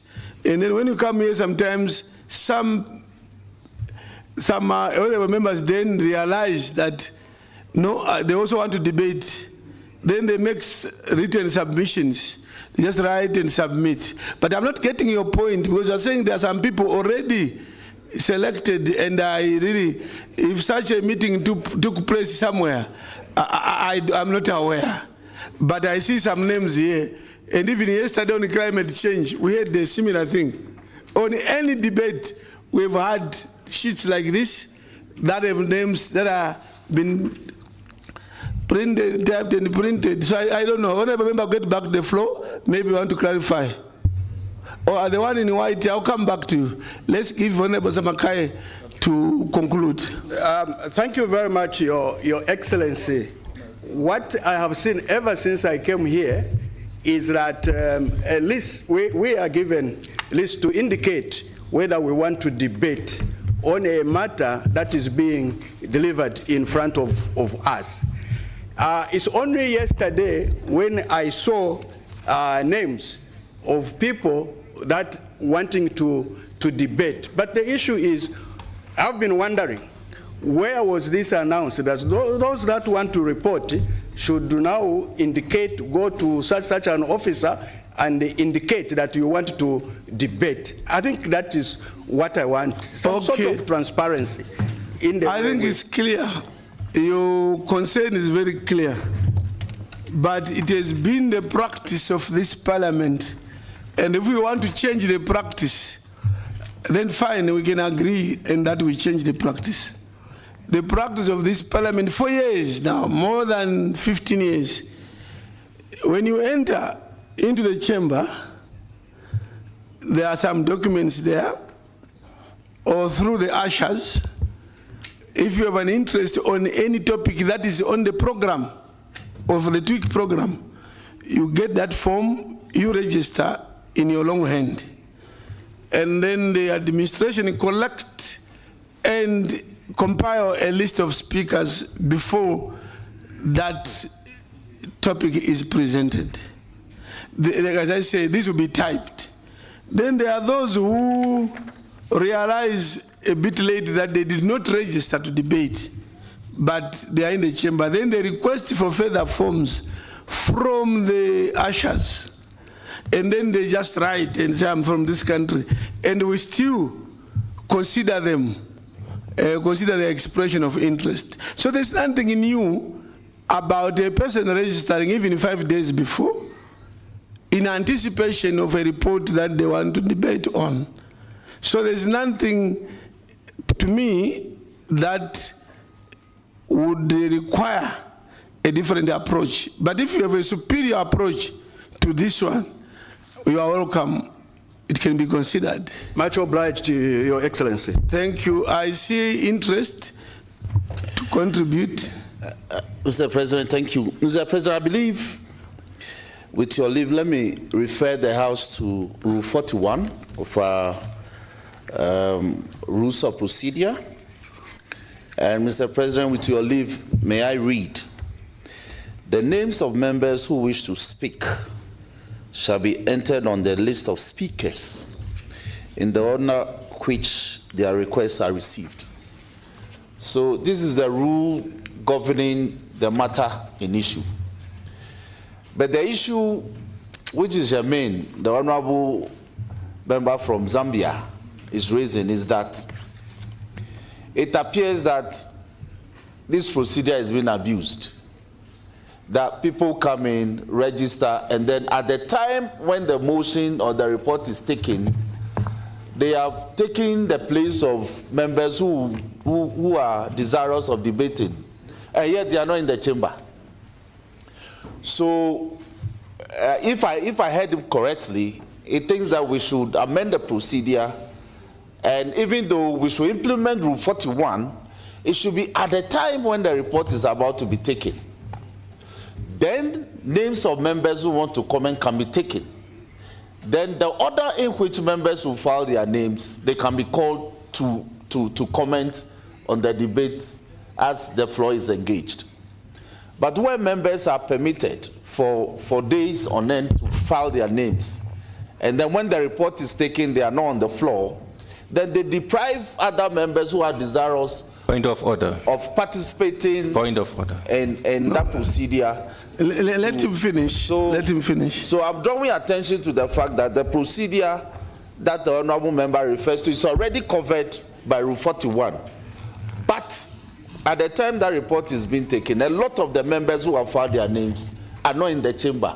And those who are desirous to comment will now fall far back in the scale of preference. So if we can look at it, I believe we can make progress. I thank you for the opportunity. Honorable Tony. Thank you, Excellency. I think you've ruled on this matter accordingly, President. Since 3 weeks ago, we've been using the same route, and no one is excluded from requesting for a paper to register for debate. I feel sorry for the chairperson, a very, very important chairperson of an important committee. He's been standing there for almost 10 minutes now. And this issue should have been raised the last week. Let's just allow Honorable Sampa to proceed with the debate. We don't have time. Thank you, the President. Thank you. I think this matter is closed, but as I close, I want to read again Rule 41, which says a list of members wishing to speak in a debate. The names of members who wish to speak shall be entered on the list of speakers in their order in which their requests are received. So this is to close the matter. So the issue of having a list is not foreign to this chamber. Honorable Sampa, proceed. Thank you, Your Excellency, President Chief Charumbira, and the Vice President, and the members of the Bureau present, and all members present. The report of the Committee on Audit and Public Accounts to the 5th Ordinary Session of the 6th Parliament today. I must state from onset, Mr. President, that this report was supposed to come yesterday, but it's come today, all in the spirit of getting a consensus of all members of the committee. So this is not a Mao Sampa report, it's a report from all the CAPA members, and there's a representative from each caucus of CAPA. The background: the Committee on Audit and Public Accounts, CAPA, is pleased to present its report to the 5th Ordinary Session of the 6th Parliament of PAP. This report results from the sittings of CAPA conducted between September 2023 and July 2025. So we're presenting it for the last, it represents events of the last 3 years. As guided by the President, I will not go to say what CAPA is. Everybody knows what CAPA is. So I'll go to page 3 and pinpoint on item 2. Working and training visit of the CAPA African Union headquarters. So to just show you what were some of our pertinent activities in the last 3 years. 1, the CAPA of PAP and the PRC Subcommittee on Audit Matters, AUC, held a joint meeting on 18th September 2023 to explore and define an effective collaboration framework between the two institutions. 3, an outcome of the training visit, CAPA members were prompted to reflect on the potential expansion of CAPA responsibilities through the establishment of terms of reference and a charter. These have been produced as separate documents to be presented to plenary for debate and adoption, either in this session or in the next session. I go to 3, benchmark visit to the East African Legislative Assembly on the 29th on the 28th and 29th of October 2024. I'll read one. Following a benchmark visit by CAPA to the East African Legislative Assembly, EALA, on 28th and 29th of October 2024, significant insights were gained to address structural concerns raised in audit reports since CAPA establishment in 2015. The next page, EALA 5. EALA is the legislative arm of East Africa and tasked with supporting regional integration. So we had an activity with them. I will proceed to page 5 or item 4B, summary of critical audit findings. 4B, summary of critical audit finding. All said and done, what has CAPA found in the last 3 years? Some of these audit issues were recurring in the audit reports of different years. 4.1, weaknesses noted on the review of PAP strategy plan. Areas of deficiency in the strategic plan of 2019 to 2023 are A, performance indicators not in line with the SMART criteria. Indicators and targets in relation to strategic objectives were not well defined and were not specific, measurable, and time-bound. B, ineffective monitoring of performance of strategic output and outcomes. We noted that PAP only monitors the implementation of activities which result in achievement of the outputs while the outcome are not recorded and reported. C, non-implementation of risk management policy and disaster recovery business continuity plans. We, the CAPA, observed that PAP does not have a risk management system and register. It also does not have a disaster recovery and business community plan. The essence of the business recovery plan is to safeguard the activities of the Parliament and mitigate the disruption of its activities in the occurrence of unseen events. CAPA recommends 1, PAP management should prepare performance reports in line with RPG3 reporting service performance information to enable stakeholders to assess its service efficiency and effectiveness. This is important because PAP relies on public funding to carry out its mandates. Recommendation 2 on page 5, those in the English version, ensure the strategic plan for 2024 to 2028 include monitoring and evaluation of strategic outcomes by including the key performance indicators. 4, PAP Bureau should operationalize the AU risk management policy and framework and maintain a risk register. 5, the disaster recovery and business continuity plan should be separately designed or included within the risk management framework. We now go to 4.2 on staffing, a major issue at PAP, staffing issues. A, inadequate staffing. Item 1, page 6 in English version. As of the date of this report, 25 out of 74 staffing positions approved for the PAP in 2012 remained vacant, a significant increase from 5 vacancies in 2016. These include the position of Deputy Clerk, Finance, Admin and HR, DCFR, and all 4 divisional heads. 2, furthermore, the current structure appears to be very inadequate for the scope and volume of PAP. B, deficiency in the recruitment of support staff.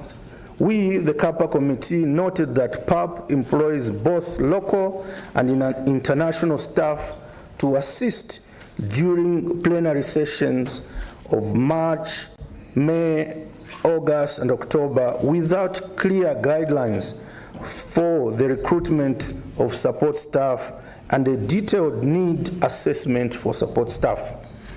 We therefore recommend 1, all existing vacant positions should be filled promptly and the structure of PAP should be reviewed. 2, recruitment of non-specialized international support staff should be made from the host country unless it becomes practically impossible. 3, proper assessment of staff needs to be filled through the recruitment of support staff should be carried out. 4, the Bureau should establish administrative guidelines on recruitment of temporal support staff to guide the current process. I repeat, 2, recruitment of non-specialized international support staff should be made from the host country unless it becomes practically impossible. Item 4.3, failure to claim value-added tax refund. The CAPA observed that PAP had an unclaimed VAT refund from 2014, and the table will show there that to date there is outstanding amount of $592,724 US. Item 2, PAP failed to file VAT returns with SARS, South Africa Revenue Company, from 2014 to date due to the backlog of the e-filing portal. Consequently, PAP was required to re-register by presenting the details of a staff with a South African ID to act as its representative for the purposes of claiming VAT refund. The summary there is no refund has been obtained from the South African government for the last 4 to 5 years. Item 3, early 2024, the PRC, the Permanent Representative Committee of the AU, directed that the Office of Internal Auditors verifies the amount of the VAT that has become uncollectible as at 30th April 2023. This was done, and the amount of $368,959 US represent the uncollected VAT from 2014 to 2018 was reported for a write-off have become above 5 years. So any VAT not claimed above 5 years, it's written off according to the South African rule or law. CAPA recommends the Bureau should employ diplomatic means to negotiate with the South African government to ensure all outstanding VAT are refunded, irrespective of the state statute limitation of 5 years. I go on page 7 of the English version on item 4.4, carrying of large sums of cash by PAP personnel. It was observed that the finance officers routinely travel with large amount of cash for payments to service providers and other financial transactions on behalf of the Parliament, contrary to Rule 64 of the AU Revised Financial Rules of 2021. We, the CAPA, recommend, as required by Rule 60/4, PAP management should desist from authorizing the carrying and/or handling of large sums of cash. Where it is necessary to carry or handle large sums of cash on travel and missions, PAP management should use electronic transfers or make effective use of the union's representational liaison officers to carry out payments. Item 4.5, PAP mandate. A status of ratification of PAP protocol. In the effort to evolve into an institution with full legislative powers in accordance with Article 17 of the Constitutive Act of the African Union, PAP has developed a new protocol which was adopted in 2014 by the Assembly. To date, only 15 ratification and 23 signatures of the required 28 have been achieved. Recommendation by the CAPA Committee. 1. The Bureau and all MPs should be actively involved in advocacy to ensure all member states ratify the 2014 Malabo Protocol. Item 4.6, assessment of the fulfillment of PAP mandate. Item 4.6.1, PAP annual activity report to the Assembly. The President has been presenting annual PAP activity report to the Plenary for debate and approval before presenting to the Assembly, as provided for in the rules of procedure. The activity report focuses on the input related to the functions of Parliament, such as participation in several international conferences, workshop. 2, conduct of election observer missions. 3, organizing the 4 annual parliamentary and committee sessions. However, the following areas of improvement were noted. 1, reporting on the output or impact to outcome is limited. 2, the activity report do not indicate the number and details of parliamentary resolutions and recommendations passed by Parliament and what action should be taken by the Assembly. 3, reports do not include specific reference to follow-ups on the implementation of decisions of the Bureau and the Parliament. CAPA recommends 2 items. 1, the President's activity report should include output and impact and should be aligned with the strategic and annual work plans. 2, PAP activity reports should state the destination of all PAP resolutions and how they are monitored for implementation. Item 4.9, very important as well. 9, provision of a permanent custom built structure for PAP and 9, renewal of expiry annexure AB to the host agreement. I'll straight away just go to our recommendation. This matter is known. This building, there was supposed to be a permanent building for PAP and also the renewal of the host agreement. Included in the host agreement entered on September 2004 between the AU and South Africa were annexes A and B, in which were listed the commitment of the host government to provide and maintain a permanent custom-built structure to host PAP, motor vehicles for members of Parliament, security, furniture, information technology infrastructure, office equipment, etc., at its own expense, at the expense of the South African government. A review of the agreement showed that the host agreement expired on December 31, 2009, and since then have not been renewed. Item 1, failure to renew the agreement may lead to PAP losing some benefits that should have been provided by the host country. 2, in the event of failure of the host country to renew the rent of office accommodation temporarily occupied by PAP here where we are, the operations of PAP will be seriously affected. We, the CAPA Committee, recommend, therefore, item 1, the Bureau should interact with the South African government to ensure the host country agreement is renewed and signed appropriately. 2, the Bureau should also engage the AUC through the PRC and Executive Council to ensure the host country agreement is renewed and signed appropriately.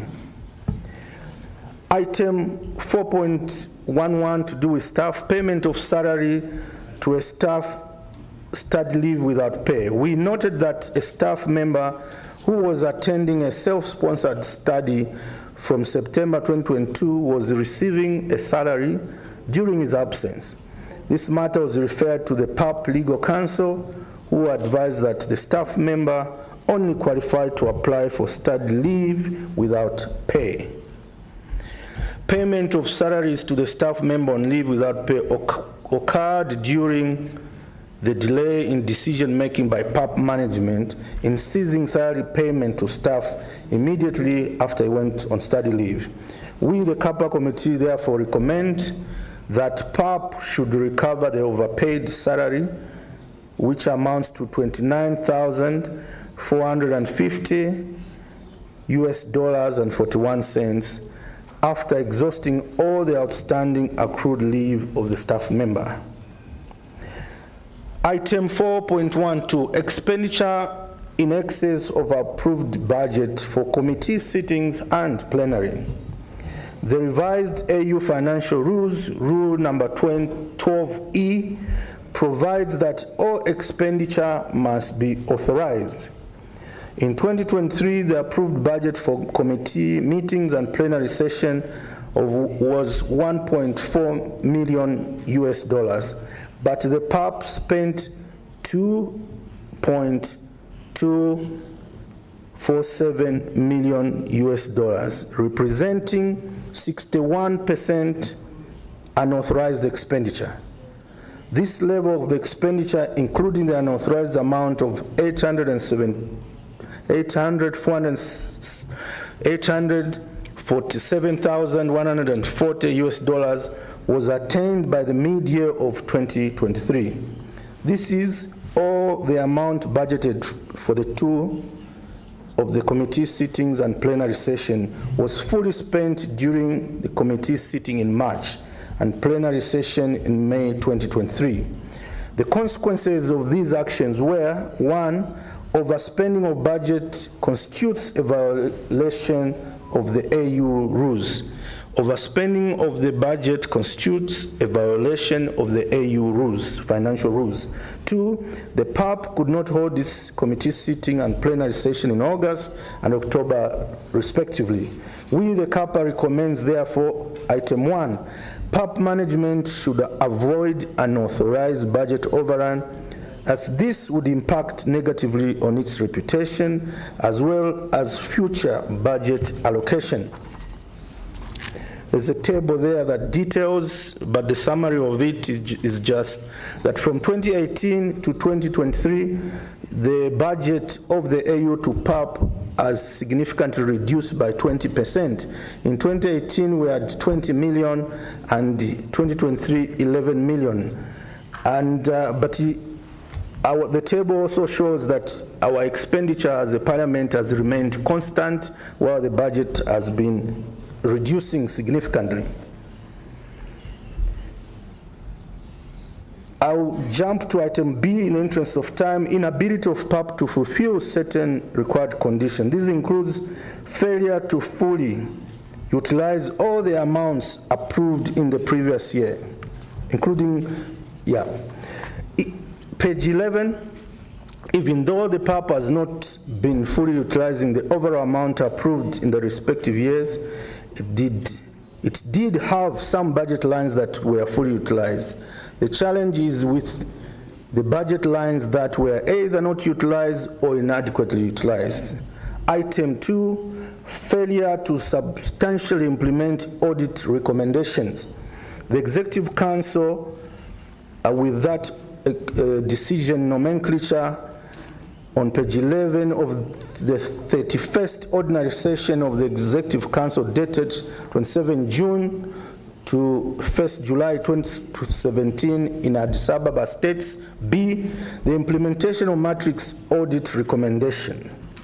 You can read that, but we, the CAPA, are recommending item 1, Bureau and management should improve on the implementation of audit recommendations. 2, in adjusting the budget proposal presented by PAP, the policy organ needs to consider the adverse implementation of the underfunding of the parliamentary activities. 3, PAP management should always be given the opportunity to justify its budget. Item 5, proposed resolutions. The CAPA resolves as follows. Item 5.1, performance. The Bureau and management of PAP should ensure that 1, performance indicators meet the SMART criterion. 2, the performance of the strategic plan is monitored so that activities, outputs, outcomes achieved are properly measured and reported. Item 3, risk management system and the disaster recovery and business continuity plans are established and effectively maintained. Staffing 5.2, the Bureau should, 1, ensure that the vacant positions are promptly filled. 2, design and approve guidelines for the recruitment of support staff in line with the AU rules.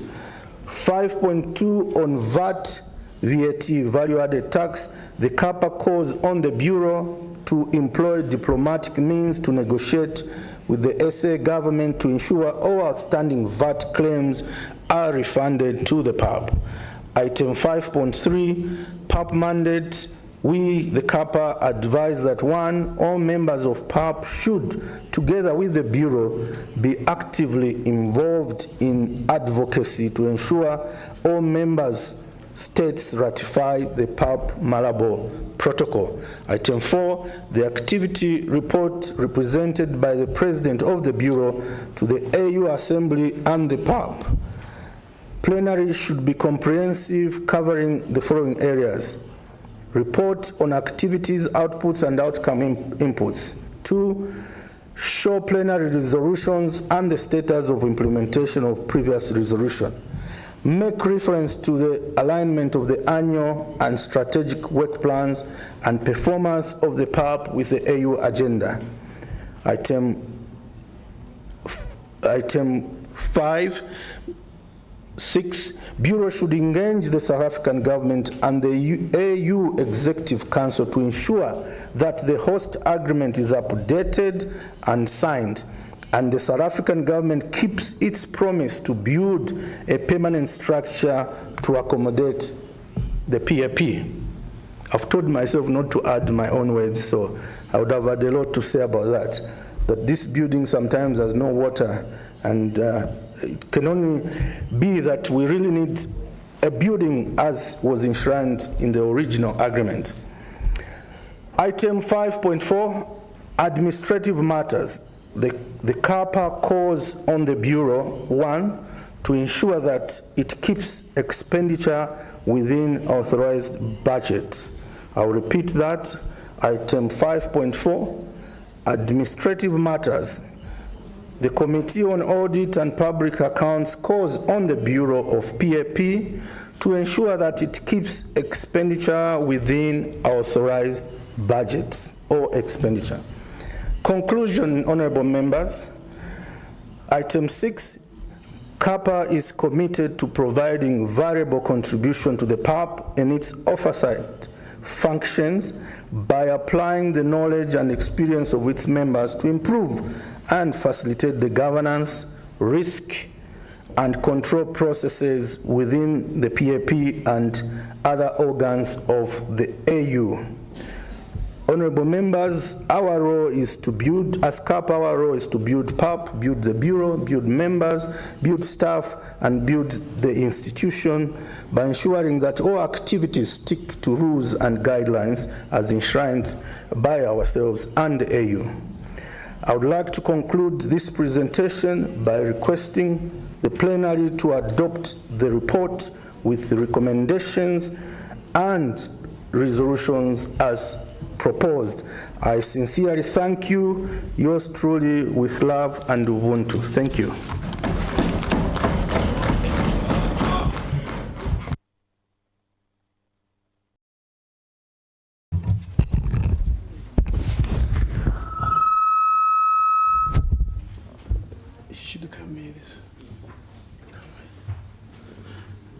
Another louder approach.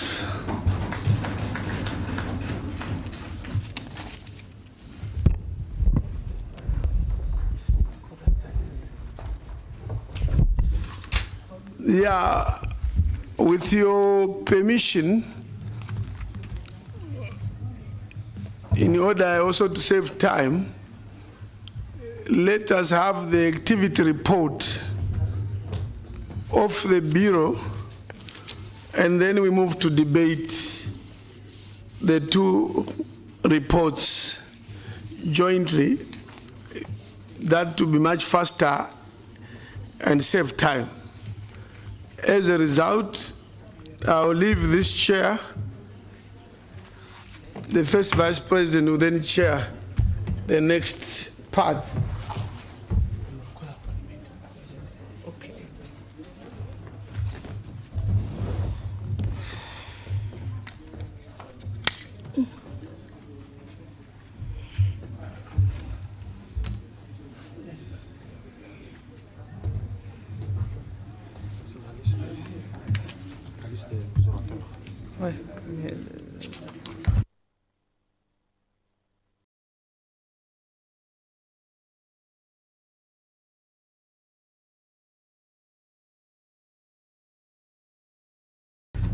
Madame la secrétaire générale, veuillez nous faire suite du programme, s'il vous plaît.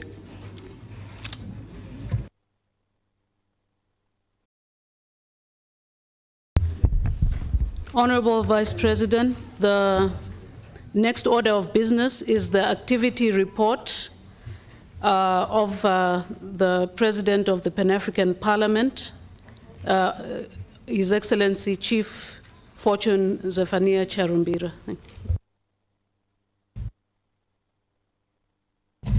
Merci, Madame la SG. Thank you, Madam Clerk. Now I'd like to invite the Honorable President, Chief Fortune Charumbira, President of the Pan-African Parliament, for his presentation. Mr. President, the floor is yours.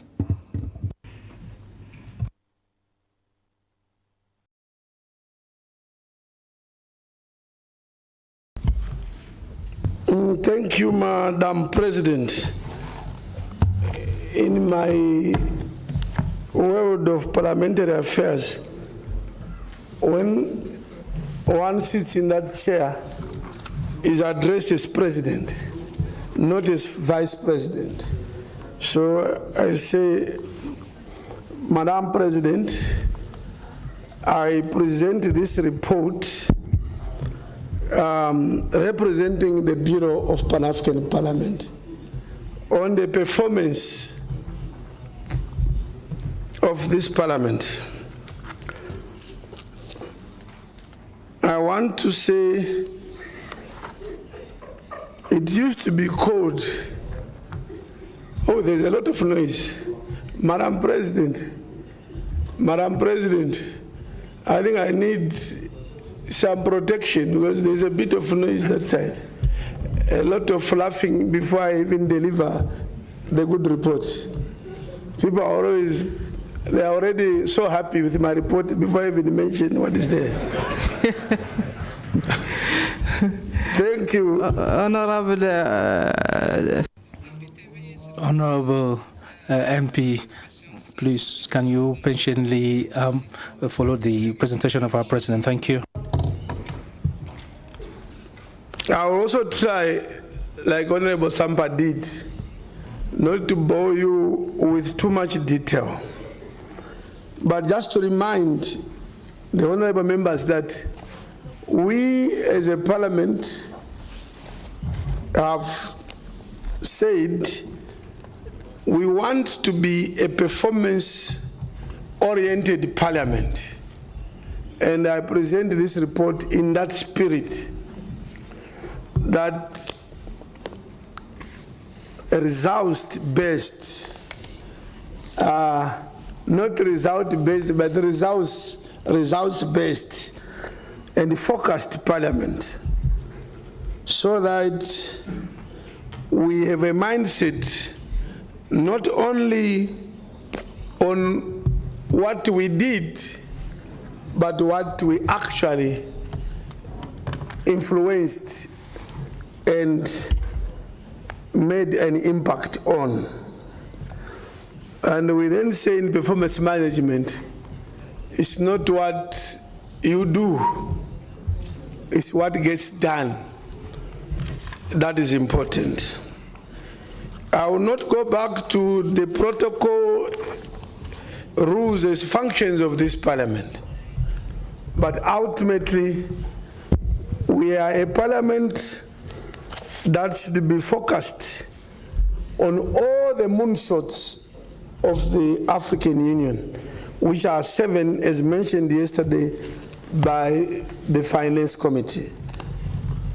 Although the AU has said no, PAP, you only look at Moonshot 2, which again is a misunderstanding of the role of this parliament. We are an advisory and a consultative parliament which does not make laws, but we do make model laws, or we pass model laws which are not immediately enforceable on the member states, but we have 100% mandate on representing the citizens of this country. That one has no limitation. We have no limitation on oversighting, but I should say there's a lot of resistance in the AU to see PAP performing and oversighting what the AU does. We need to oversight, of course, the Agenda 2063. It's our responsibility, and other organs' activities.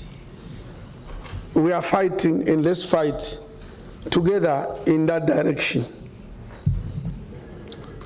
We have held a number of workshops, but workshops are not the end unto themselves. It is how to the extent to which they influence and make an impact on the lives of the people of this continent. But I want to say the committees, Committee of Justice and Human Rights, Gender, Family, Youth, and people with disabilities and rural economy, agriculture, natural resources, and environment, have made some very good outputs, and we want to commend them. I won't go back into details because unless I duplicate what they've already presented. We have attended election observer missions in member states with the view of this parliament assessing the extent to which democracy has been deepened on this continent. One of their functions in terms of the protocol, it says we should promote democracy, human rights, democracy, and deepen democracy, including institutions of democracy. And the one way we've done that is to observe, to be members of AU election observer missions. But I want to say, unfortunately, we don't do independent election observer missions up to now. We are still fighting for that. And before we get autonomy on this, we are an appendage to the AU, African Union Observer Mission. Unlike the European Parliament, the European Parliament observes elections as a parliament. We do not, mainly because we don't even have a budget for that. So we depend on the Peace and Security, Politics, Peace and Security Commission of the AU to observe these elections. And I want to say, one, with the problem of numbers, like now, Seychelles elections next month, or in September, we are told 2 people, 2 MPs from PAP as members of that mission. Probably out of 30, 2 from PAP. Very controversial issue, very, very controversial, because the parliament is the bastion of democracy. We are the ones that should be taking a lead in election observations. And also, we know the complaints, and we've received complaints. Members who participate in these election observer missions are not accorded their real status and dignity by very junior staff in the African Union. Very junior staff in the African Union. And this should be corrected. We've done a lot in issues of parliamentary diplomacy and representation of the PAP at various fora, so that we raise the PAP flag. Your president attended the inauguration of the president of Ghana, His Excellency John Dramani Mahama. John Dramani Mahama is a former member of Pan-African Parliament, who is now the president of Ghana. He sat in this chamber with, just like we are seated here. And then he became a vice president of Ghana. He became a president. He lost and re-elected back. But just to remind members also how this chamber, how important this chamber is in the quality and the substance of the MPs in this chamber. You may not know that you are actually of the highest substance of parliamentarians. Because other than John Mahama of Ghana, the current president of Seychelles was a member of this parliament. The late president of Namibia, Dr. Hage, was a member of this parliament at one time. The president of Mali, the one who was removed in a coup, what's his name? Mali. No, Mali, that's in Niger. Mali. Mali president who was removed by soldiers, what was his name? Sorry? Keita. President Keita of Mali was a member of the Cooperation Committee in this parliament. And President Bazoum of Niger, who was removed also recently in a coup. President Bazoum used to sit that side there. He would stand up there and really speak.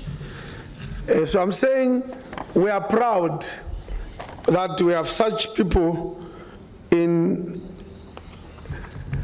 offices, highest offices, and from PAP.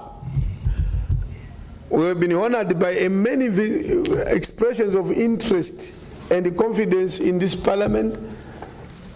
The Parliament of Benin invited the President of Pan-African Parliament to be the guest of honor at their official opening of their parliament. And they paid for everything, ticket, hotel, and everything. It's an expression of confidence in this parliament. I won't go through everything. There are several things that we can talk about, and a number of advocacy meetings. But I want to say, because of lack of money or budget in PAP, I as president have taken more than 50% of my work have not been paid by PAP. So most times it's my parliament, Zimbabwe parliament has had to pay for my tickets and hotel, because if we don't do that, we may not be known at all. Women, I think we need to look at this one. We as PAP attend the CSW meeting or conference in New York. And our women group, this time they were led by the first and third vice presidents, Dr. Abibu and Dr. Lucia, respectively. We celebrate that we as PAP, we are part of this as we move the agenda for women forward. But I want to say, I think they will need to sit down in the future so that we have less complaints. Because we have so many complaints about these meetings. It was a great honor great honor to PAP and a major achievement that we received ambassadors, 19 of them. 19 ambassadors came to Pan-African Parliament, and they were in this chamber to engage with Pan-African Parliament on how we can collaborate, how we can work together with the Peace and Security Council to resolve conflicts on this continent. There are very reasonable recommendations and resolutions on how we are going to work as with the ambassadors, Peace and Security Council, and the Pan-African Parliament, so that Parliament is not the issue of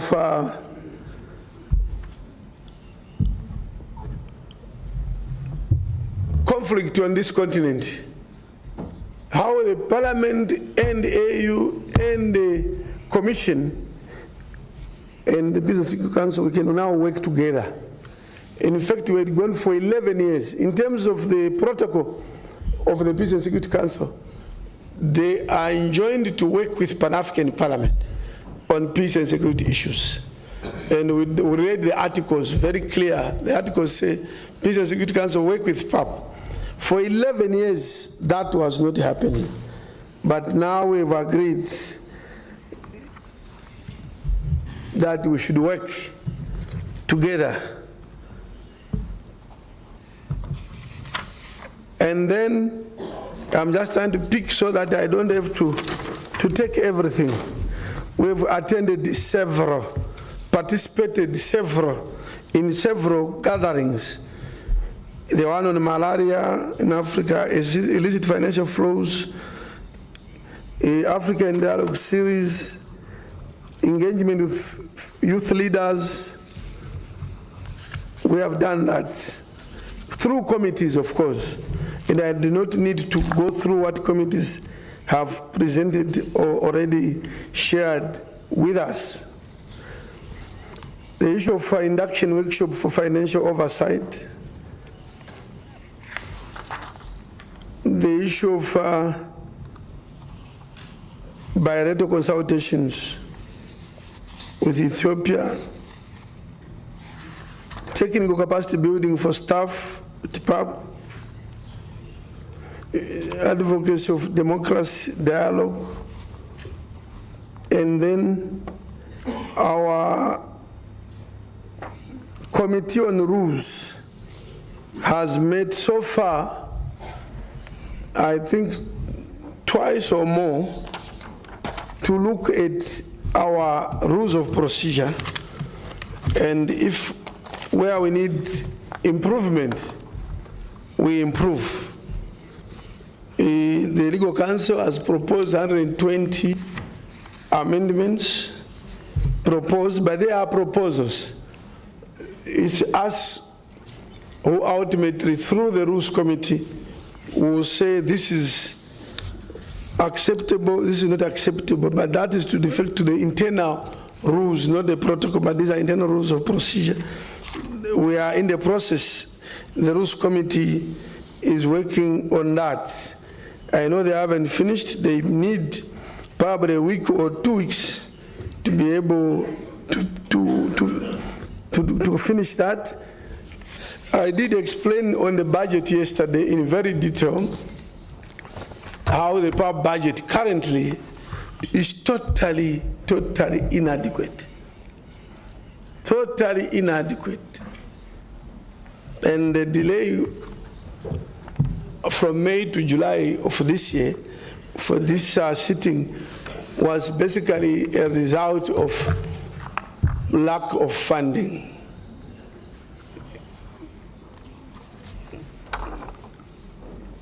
The AU is undertaking reforms to reform the AU, and we are an organ of the AU. So we need to take interest in the reforms. They believe even Professor PAP need to be reformed.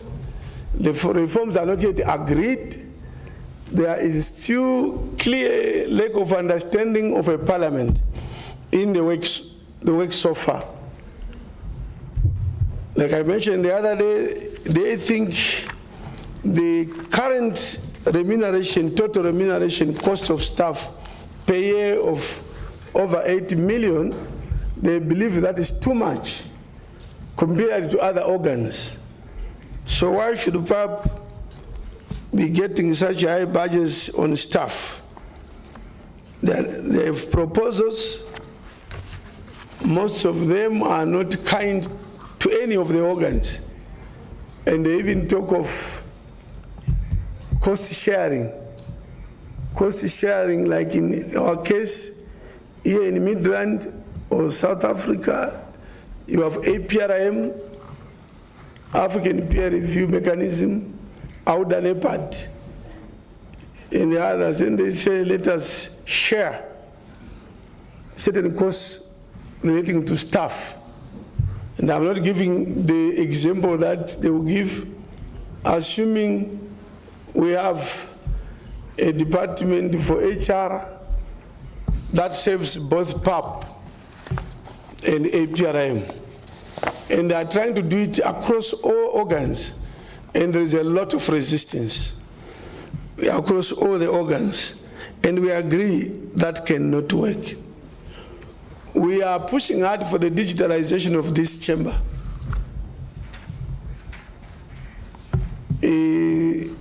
United Arab Emirates promised to do something about it. We have also put the money in the request, in our request to the EU that we get money to ensure that we digitalize.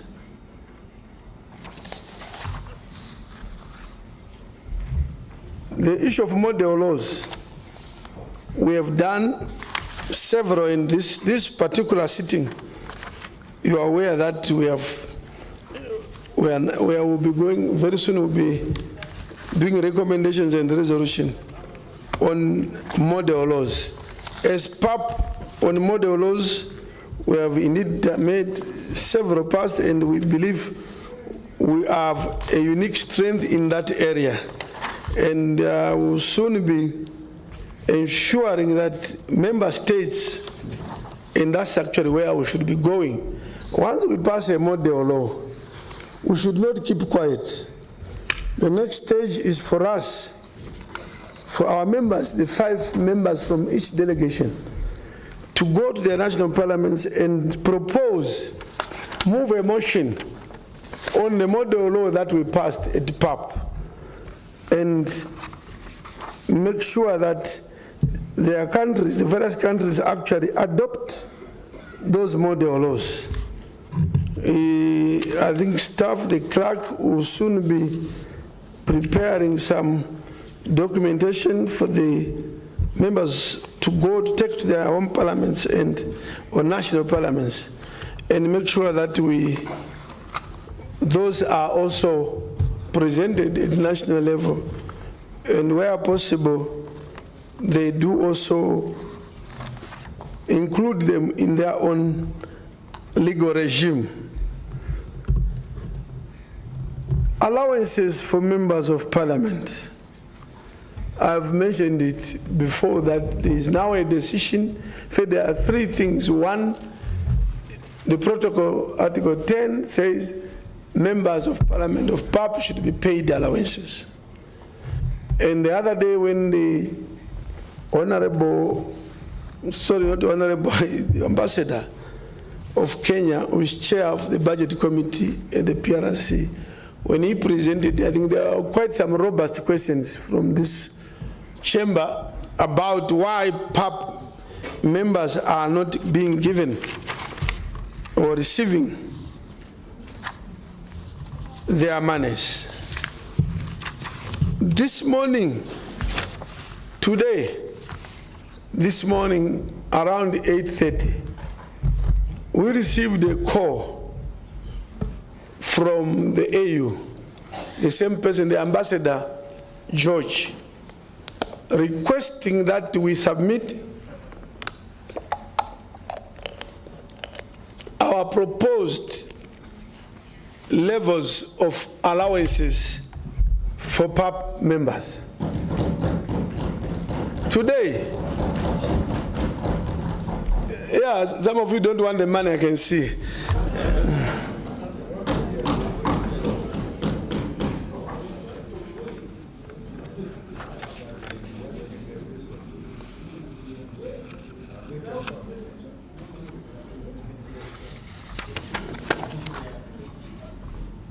They requested that we submit the levels. If we say we want allowances, what is the allowance or sitting allowance per day? I've actually asked Mr. Morad in my office to engage with the MPs who are around, because we want to do a comparative analysis with parliaments, national, so that some of you can please share information with the clerk, Marimo Morad. Just tell him that, look, in my parliament, when we sit, we get so much per sitting. It's because we want to use that information also to argue our case. So we hope that they are now serious, having asked about the levels. We continue to perform despite the lack of budget. I will not speak to at this stage to the issue of the statutory meetings budget of 265 for committees and 450 for the plenary, which is sadly very low. We have been given, as you are all aware, we have lobbied, we did presentations to the ambassadors who are the authorities on budget about the inadequacy of the budget of PAP. For us even to convene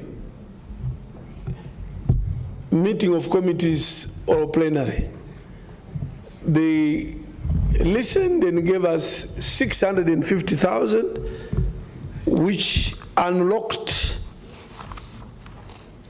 the whole budgetary issue that we come and meet as we have done.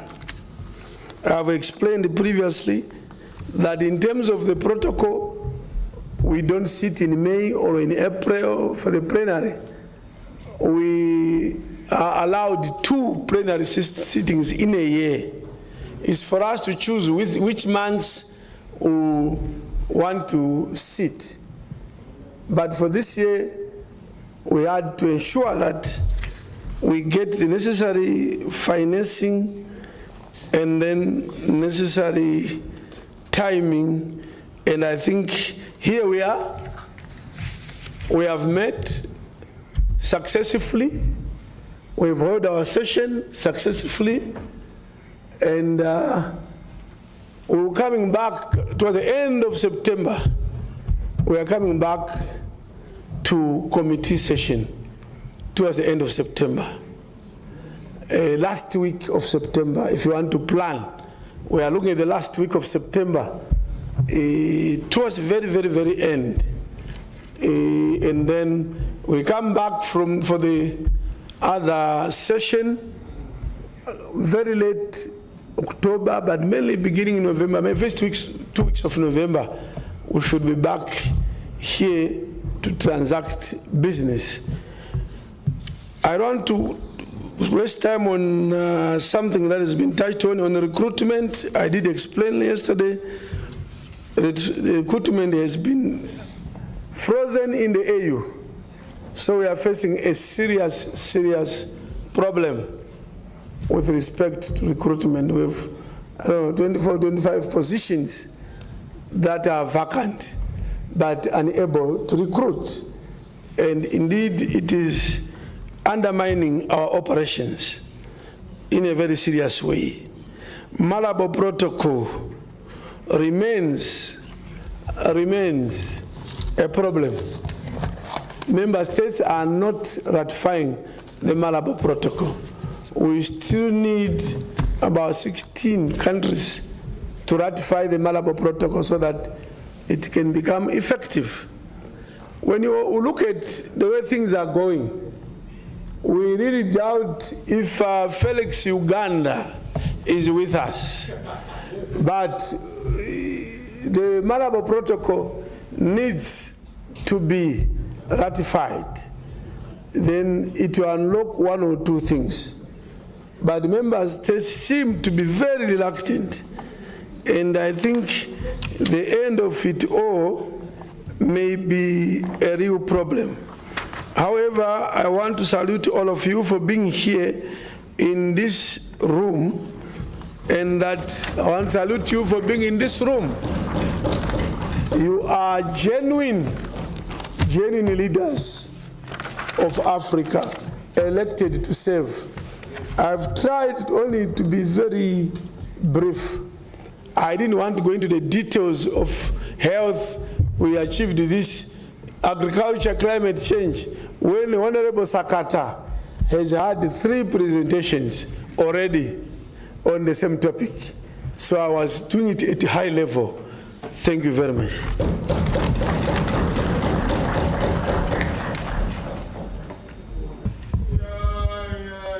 Yeah. Thank you. Merci, Honorable President. Thank you, Honorable President, and thank you for being brave, because I know this is a very pertinent topic, and I know we could have spent a lot more time to discuss this. We regret the fact, however, that a number of seats are empty and that these 2 presentations have touched on very important topics which are relevant for the conduct of activities in the Parliament. It is sad that we do not have a number of parliamentarians here present. This would have been an ideal opportunity for everybody to raise their questions and have answers from the horse's mouth. But I'm,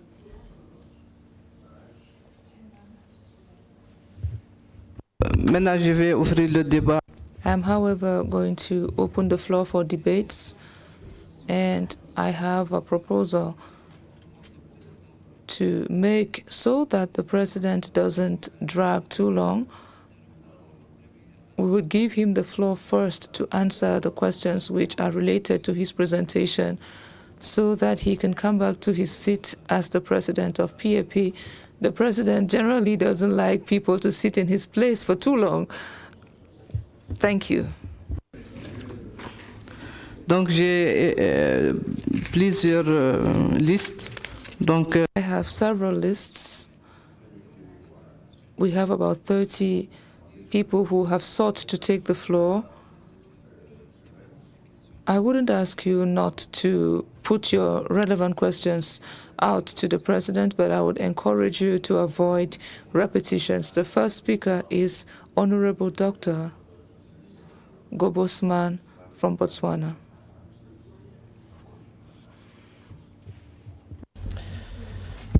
Thank you, Vice President. And President, I recognize you. And please allow me to stand on the protocol established.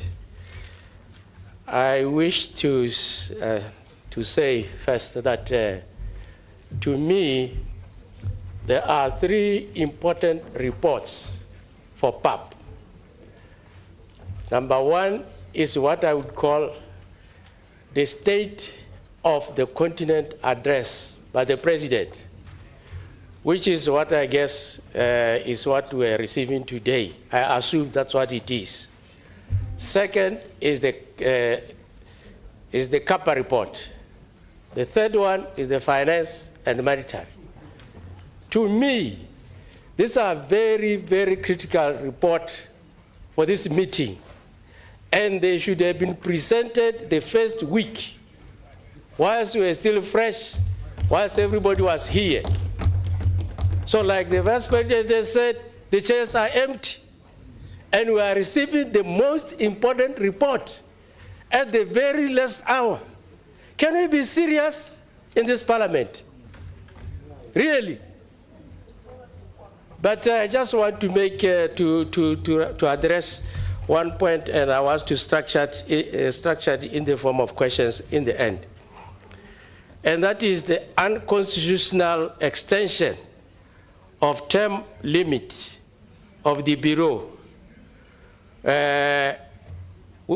which is a potential source of instability and constant bickering. In terms of the way I structured in terms of questions, I want to put the following questions. In the spirit of rotation, the term of office of the current Bureau ended maybe, let's say, June 2025. Why were PAP elections not held in June 2025? As expected, in accordance with PAP rules and within the geographical allotments. For example, the next in the office of PAP president should be the Northern Caucasus, then the Eastern, Western, Central, and back to Southern Africa in that order for the next 3 years terms from June 2025 as far as I'm concerned. When the term of office was extended, that is another question. Were the affected Caucasus consulted? If not, why?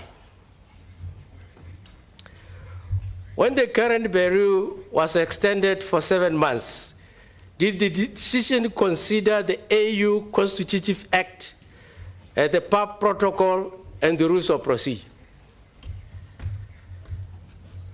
Under these circumstances, do we believe PAP has the moral authority to advocate against unconstitutional change of governments and manipulation of the rules to extend term limits by some African countries? Do we really have the moral authority to do that as PAP, given our conduct? The final question is, what is the Bureau doing to remedy the situation, to normalize and stabilize PAP? Point of order, Mr. I thank you, Mr. President. Point of order. Oui, qui demande la motion d'ordre. Your Excellency, the President, I am seated here wondering where that contribution on the extension of term limit falls within the two reports, Madam Speaker. I think if there are people who want to destabilize, it is the previous speaker who is bringing that issue of destabilization. On which agenda is he standing? Why can't we just focus on what we are discussing in this report? Madam President, let us be relevant to what is before us. Let us stick to the agenda. If someone wants to discuss the issue of term limits, if someone wants to discuss how we are constituted, there is a procedure. We are discussing the audit report and the report of the performance by the President. Can we stick to that? I thank you, Mr. President. Honorable, c'est bien. That is well noted. Thank you. However, I think we are all here and are compelled to comply with the agenda for our discussions today.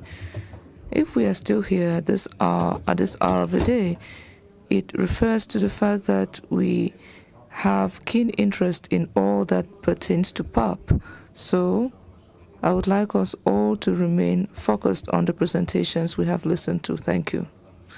Second speaker would be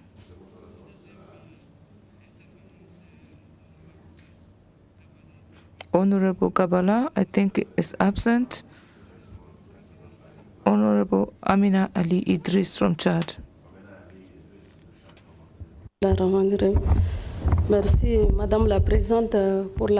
Thank you very much, Madam Vice President.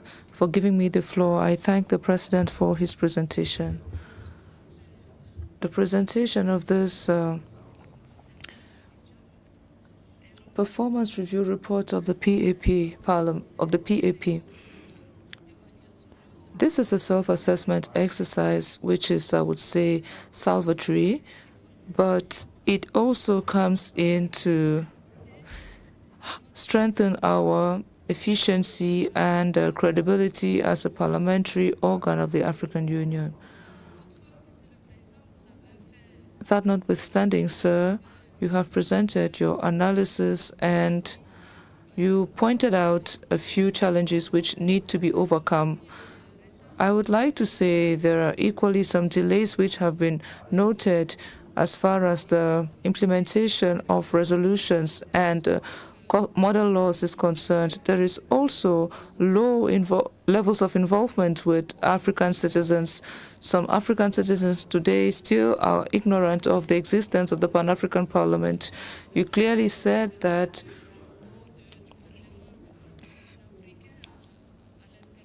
you have made the image of the Pan-African Parliament more known at fora and international gatherings, far and near.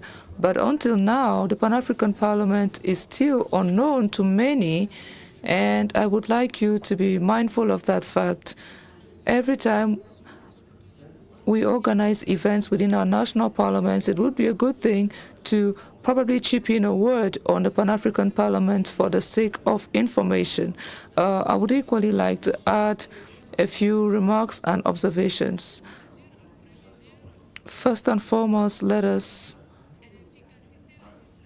improve on our legislative efficiency by clarifying our legislative prerogatives and strengthening our capacity to influence policies on the African continent, especially on issues pertaining to Agenda 2063. Secondly, I would like to equally say that we should really follow up on resolutions which are adopted here at the PAP. We should engage in strict follow-up of these mechanisms. We should also set up a mechanism for the follow-up of recommendations arrived at the African Union within member states. I would like to say there should be more visibility and proximity and outreach activities for our citizens. As such, our activities should be made available to the African audience. The Pan-African Parliament should become an active institution for debates which would nurture the aspirations of the African people. Fourth point, we need more synergy with national parliaments. Our performances could be improved tremendously if we consolidate our relationships with national parliaments through coordination and harmonization platforms. Fifth point, institutional capacity. We should engage in obtaining our financial and administrative autonomy in view of better planning, executing, assessing our programs. Lastly, Mr. President, you highlighted the fact that we have some vacancies in the institution and we are unable to recruit so far. This point is really topical, and I think we need to engage in our financial and administrative autonomy to overcome such challenges. I would like to commend you for the transparency, sir, of such analysis. But when I look at our responsibilities and activities, we need to do better. Thank you. I give the floor to Honorable Senator Dansong Mongatana from Kenya. Chair, Madam President, I want to join my colleagues in acknowledging and congratulating His Excellency the President and His Excellency Chairman Honorable Miles Sampa for the great reports they have presented to us. The first thing I wanted to state is that audit reports are not a beautiful exercise. Most of the times, auditors are not liked by management, but they are the mirror, like the previous speaker has said, that help us to do self-assessment. So we should take them in the positive spirit that is required. In fact, when we are making presentations for funds for this organization, the audit queries is one of the issues that is raised, whether we have implemented the recommendations of audit that were carried out. The first thing I wanted to suggest as I make this point, we have been told that the host agreement lapsed 31st December 2009, if I captured that properly. So since 2009 to date, 225, if I captured the dates correctly, we are operating without a host agreement. I wanted to request the President. We have had here the Minister for Foreign Affairs and International Cooperation from South Africa. Also, our previous immediate leader of the South Africa, the Southern Caucus, and also the leader of the South African parliamentary delegation, the Honorable Pemi Majodina, was promoted from here into the cabinet of South Africa. So there's nothing like an excuse from our side to stop us getting a chance to meet the relevant authorities in South Africa so that we can get this agreement done. And I was going to propose to the President and the Bureau that they need to create a committee that will deal with this matter. If necessary, an ad hoc committee just to make sure that we negotiate this matter and get it done. Number two, and along the same line, we have not been able to get our refunds for the VAT, and they are hundreds of thousands of dollars. In fact, the initial figure was $592,724,000 US. And then after they did the reconciliation, it came to something like 368,000. Now, Mr. President, I'm just wondering whether we don't want this money or what is the problem. Because the way the committee chairman has put it, it just requires for a person with South African identity card to go and help us to do the VAT claims. And because we cannot get somebody with a South African identity card, now we are at risk of losing the 5-year because of the laws here in South Africa.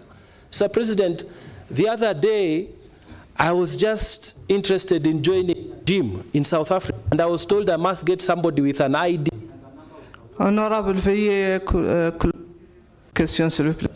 Please allow me. And when I went to that gym, I was told we must get somebody with an ID and a number of South Africa. Because I wanted desperately to join, because I wanted, Mr. President, I got the same day a person with an ID and a number from South Africa, and I got registered. Now, so many years, over 5 years, how can PAP not want that money that badly? How can we fail to get somebody just to register and help us get these VAT returns? I think this is a very bad thing and a very bad. I wanted to also say, I went to the bank here in South Africa to ask for cash, and the amount of charges that they piled on me, it was so much in terms of just cutting because I wanted cash. I decided it's better to do electronic transfer. Now, here in PAP, all the Honorable, time. vous devez conclure. Je suis désolé, sinon je vais prendre Yes, la... Honorable, you need to conclude, please. It's about the issue of cash. And the laws in South Africa are very penalizing about anybody who handles cash in South Africa. What is the difficulty, Bureau or Mr. President, of changing the system so that people can just use electronic transfer? It is unfair for us to say we don't have money and then 16% even is taken to the bank in South Africa just because we want cash. Why are we doing this? Why don't we feel the pain? Because if this money was ours, personal, it would not have been.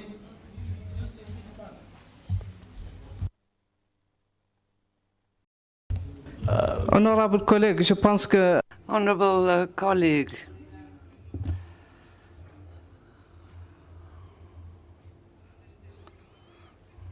we need to stay until the end.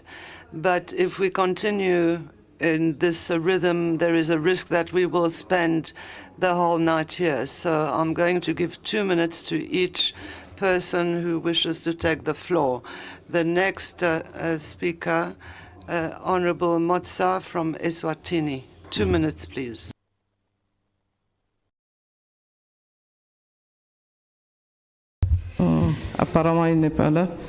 Apparently he is not in the chamber. Honorable Elizabeth Masuku, Zimbabwe. Is in the chambers. Prenez la parole, s'il vous plaît. Take the floor, please.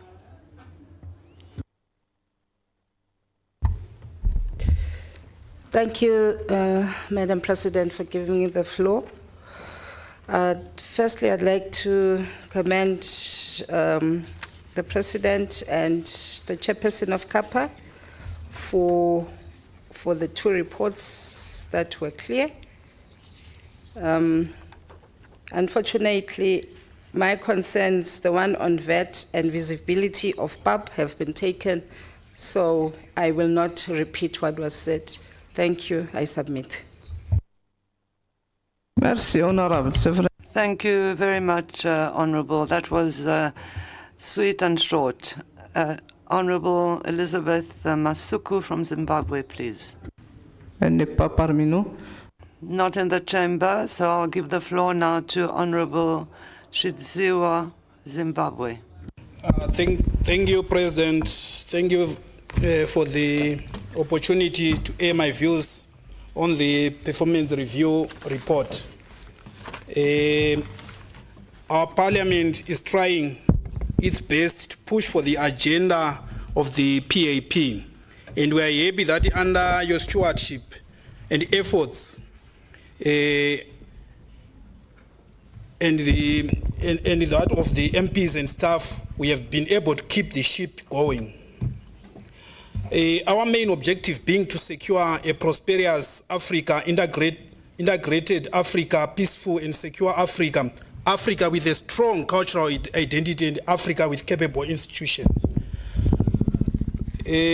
President, I wanted to hear where are we on our advocates' agenda to be a platform of influence in national parliaments.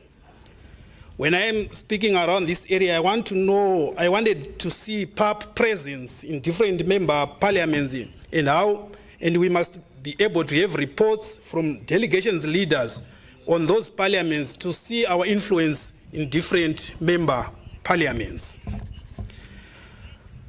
We have different themes, President, each and every year. I also want to understand, like last time we have this education fit for the African child. Where are we? What did we win? What did we fail? What are the signposts? What is going to happen with that theme?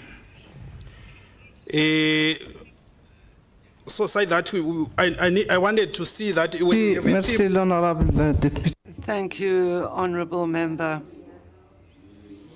You no longer have any time to speak. I'm very sorry. Thank you. Allez-y, termine. Go ahead. Go ahead, please continue, but only for 1 minute. Thank you. I also wanted to ask around the issue of PAP financing, which has remained a challenge. I thought as PAP must have now signposts to say we are solving this challenge, and these are the steps that we are using. We are now here, and we will be there until we complete. Then the issue of strengthening our monitoring and evaluation army to track progress and make adjustment where needed. Thank you. Merci, Honorable. Thank you very much. The floor now goes to Honorable Fagnon from Benin.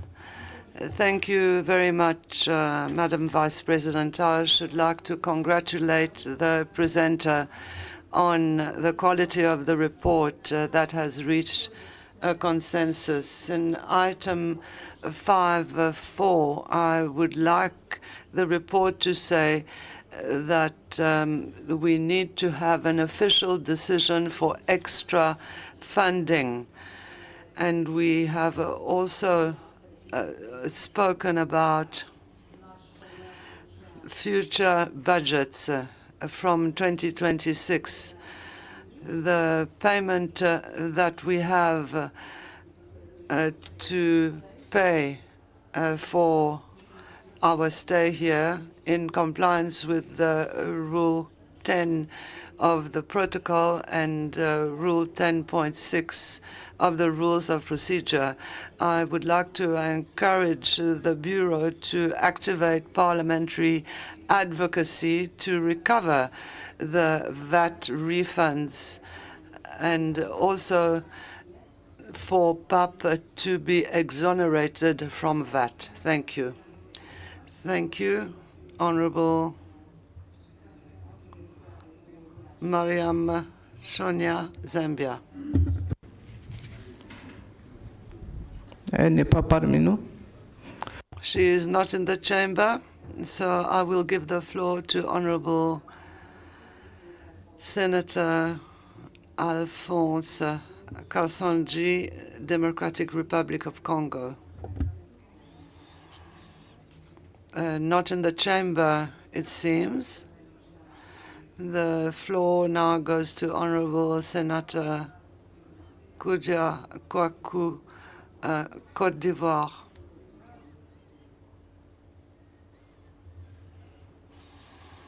Thank you very much, Madam Vice President. Madam Vice President, as my predecessors have said, I should like to congratulate and thank the two presenters. Let me begin with the presentation of Honorable Miles Sampa, Chairperson of CAPA.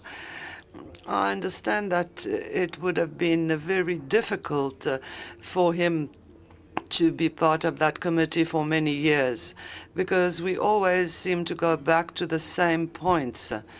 The audit items are important in order to negotiate further funding. And when audit issues are not resolved, and for the last 10 years we have had the same questions, we can't continue to receive funding with such an attitude. I should like to invite the Bureau to take the necessary measures so that all audit matters can be resolved. We cannot continue speaking about a VAT, host agreement, etc. We need to make sure that these questions are answered and resolved. As far as the performance review is concerned, as far as Côte d'Ivoire is concerned, when we arrived, the team of Côte d'Ivoire and the ambassador, was in contact with the ambassador in Addis Ababa. They are very satisfied with the work done by the President of the Pan-African Parliament, and they are doing everything possible so that PAP is able to receive necessary funding. I wanted to reassure you, Madam Vice President, that we are the defenders most committed to defending PAP. It's true, not everything is perfect. This is for the president, but if he hadn't been here in the last few years, PAP would have closed down. I should like to congratulate him and thank him for that. Thank you. فاتح بطبيق دقيقة. شكرا. Thank you, Madam President. For me too, I would like to stand on the protocol by attending this session. I'm really satisfied with all the questions and the presentation of the report of the President, as well as the other committees, particularly the CAPA and the audit report. This is a good transparency process that we should be followed. So thank you, Mr. President Sharumbira and your team for this excellent work. This is one of the objectives that we want to attain, all of us. And I'm really feeling pity that many of the MPs are not here while we are discussing such vital matters here. This is about the image of the Parliament.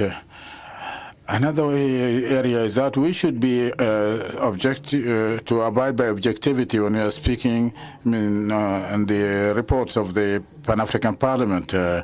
That despite the lack of the financial resources, we have to consider that during the 17 years of the Pan-African Parliament, performance was not bad. The Parliament managed to convene all its sessions as prescribed and managed to maintain all its activities of the committees and the other sessions. And therefore, I consider the assessment is to be fair when we are looking at what we have achieved. It is there are so many good objectives that have been attained. The others that we are looking for are long-term objectives, which will become on time. And within the objectives of the African Union definitely will attain them. Let us be serious to change the reality of the Pan-African Parliament through objective processes. So I also have another question. The question is that about just 1 minute. I gave you additional minute, and he's saying why some high-level staff are not attending, or no, I mean that some staff are not in the structure of the Pan-African Parliament, and definitely this should be taken into consideration when we are assessing the performance of the Pan-African Parliament. Thank you. Let me give the floor now to Honorable Lamine Faye from Senegal. MP Lamine Faye from Senegal, please. Thank you, President. That was yesterday. Thank you. Merci. Thank you. The floor goes to Honorable Fama Ba from Senegal. President, merci beaucoup. Je passe. Thank you very much. I don't have anything more to say. Thank you. L'honorable Honorable Jennifer V. Barbara, I'm sorry if I'm mispronouncing, Rwanda.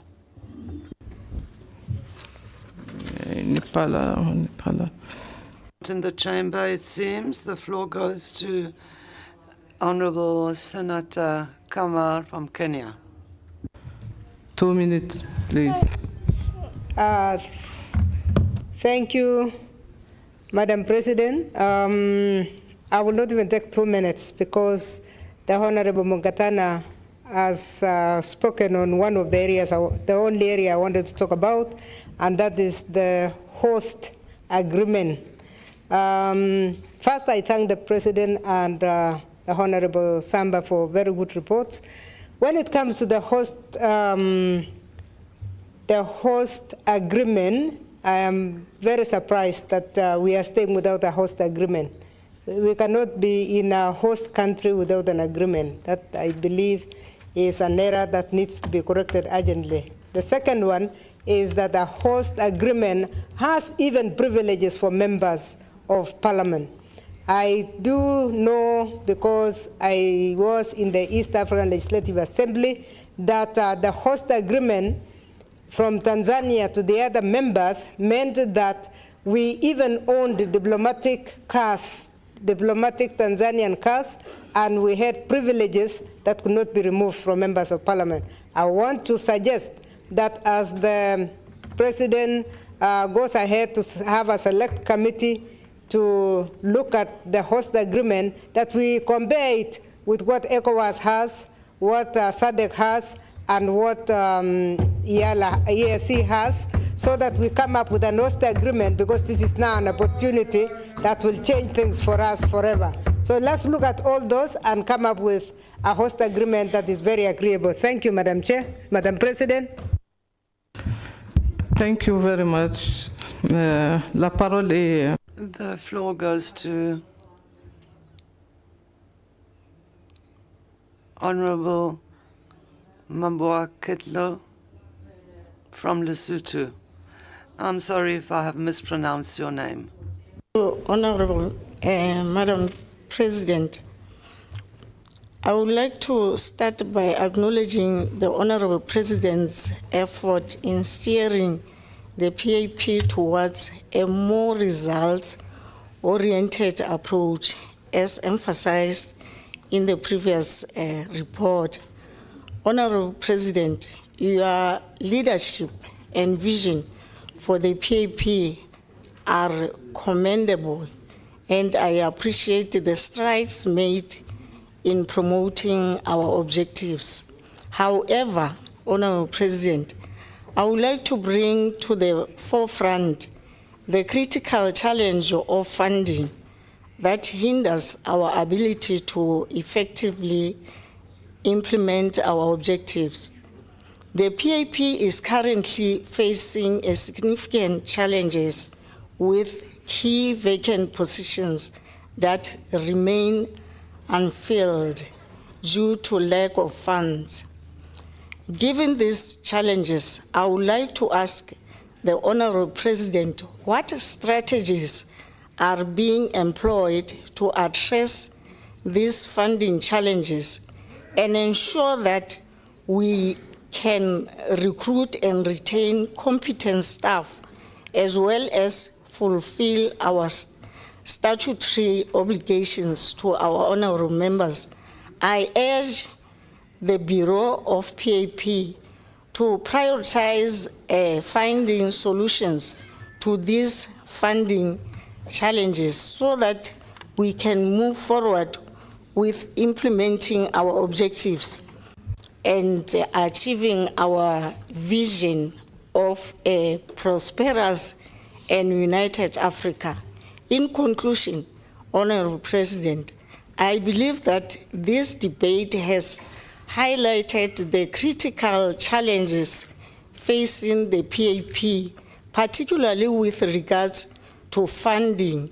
While we acknowledge the importance of results-based management, it's equally important that we address the fundamental challenges that hinder our ability to operate effectively. I thank you. Thank you so much, Honorable. La parole est à l'Honorable. Honorable Tafanana Zimbabwe. Elle n'est pas là. Not in the chamber.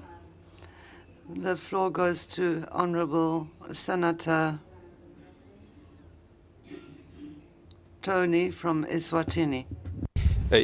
President, thank you for giving me the floor. I'll be very quick and brief. Mr. President, thank you for your wonderful presentation. And it shows the unity and the progress within the Bureau. With such a report, if the Bureau was divided, we'll not be having such a report. Congratulations on that. I've got 3 issues on the performance report. The first one, President, we really need to emphasize on oversighting the budget of the African Union. And we need to reclaim our power as a parliament in that regard, a power that we had and we don't know who took it back to the African Union. So we need to make sure that we reclaim that. On the issue of staffing, we know that PAP wants to recruit. PAP wants to recruit, and in the budget for salaries for staff are there, but the African Union is refusing that PAP recruits.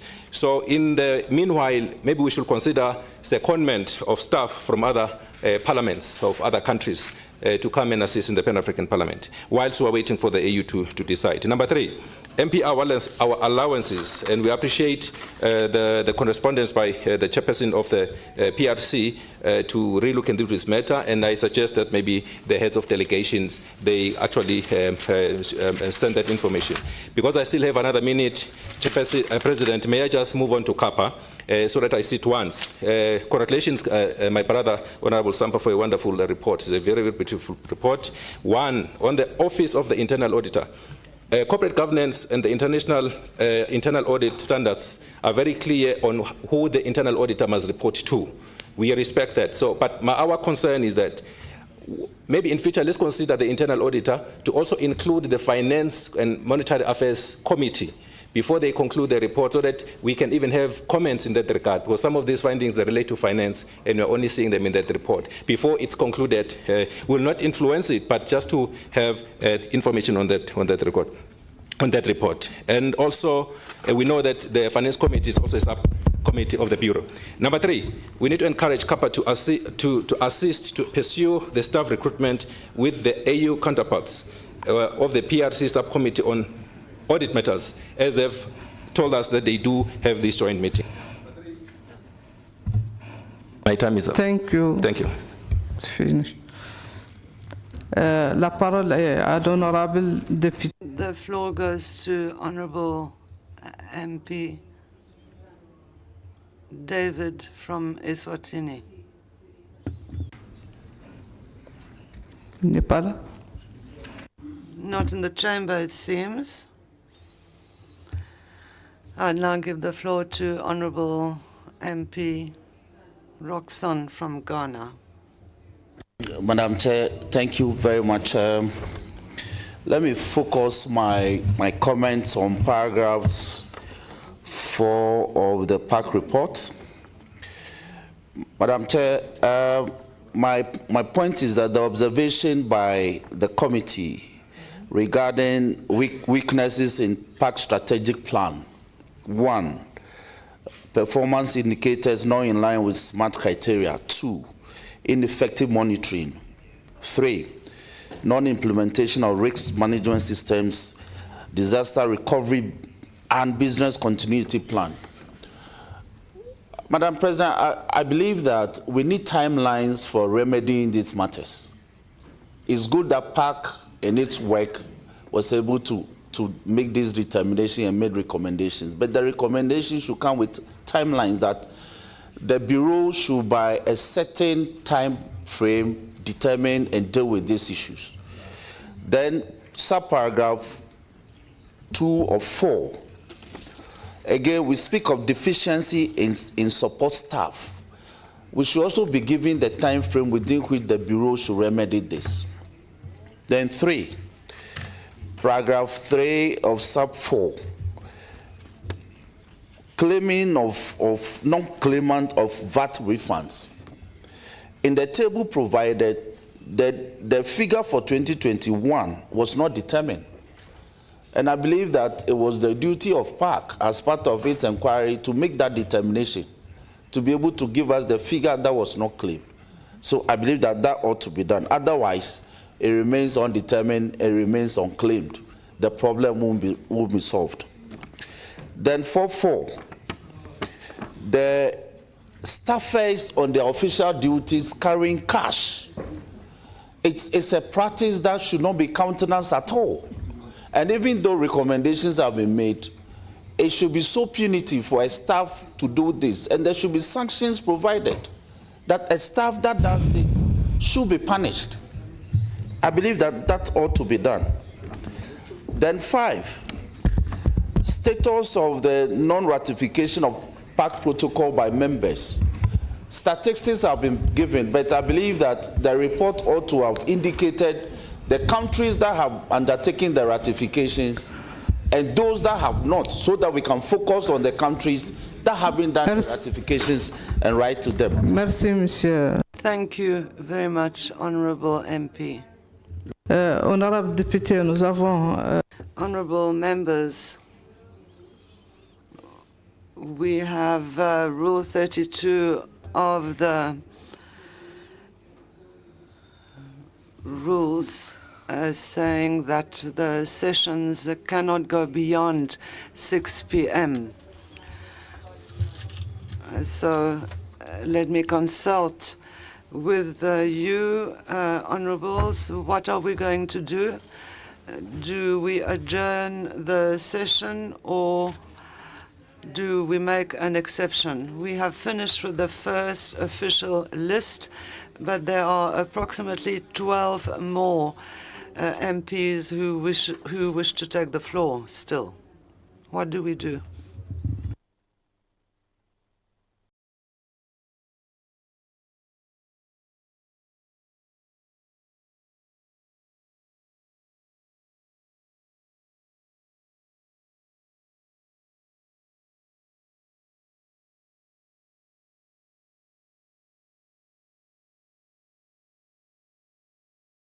The what?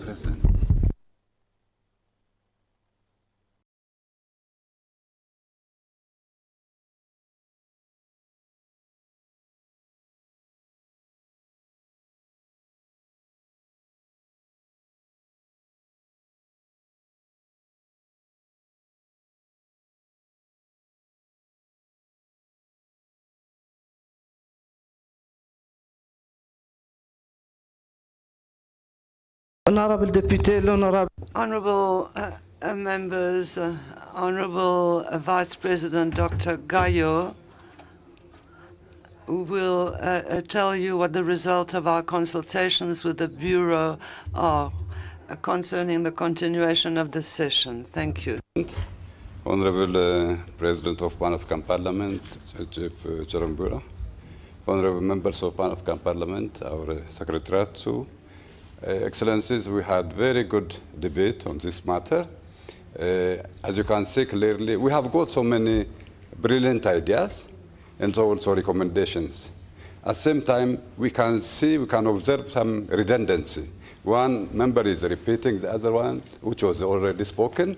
Honourable members, it's my humble plea to you to go to adoption of this report rather than postponing for tomorrow.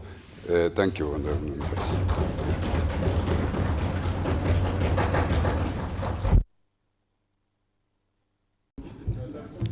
Thank you, Honourable Vice President. C'était une décision. Thank you very much, Mr. Vice President. This is a decision that was taken by consensus from members of the Bureau.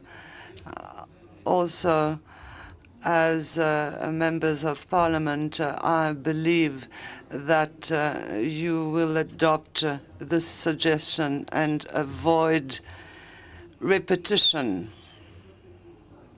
Next speaker is Mr.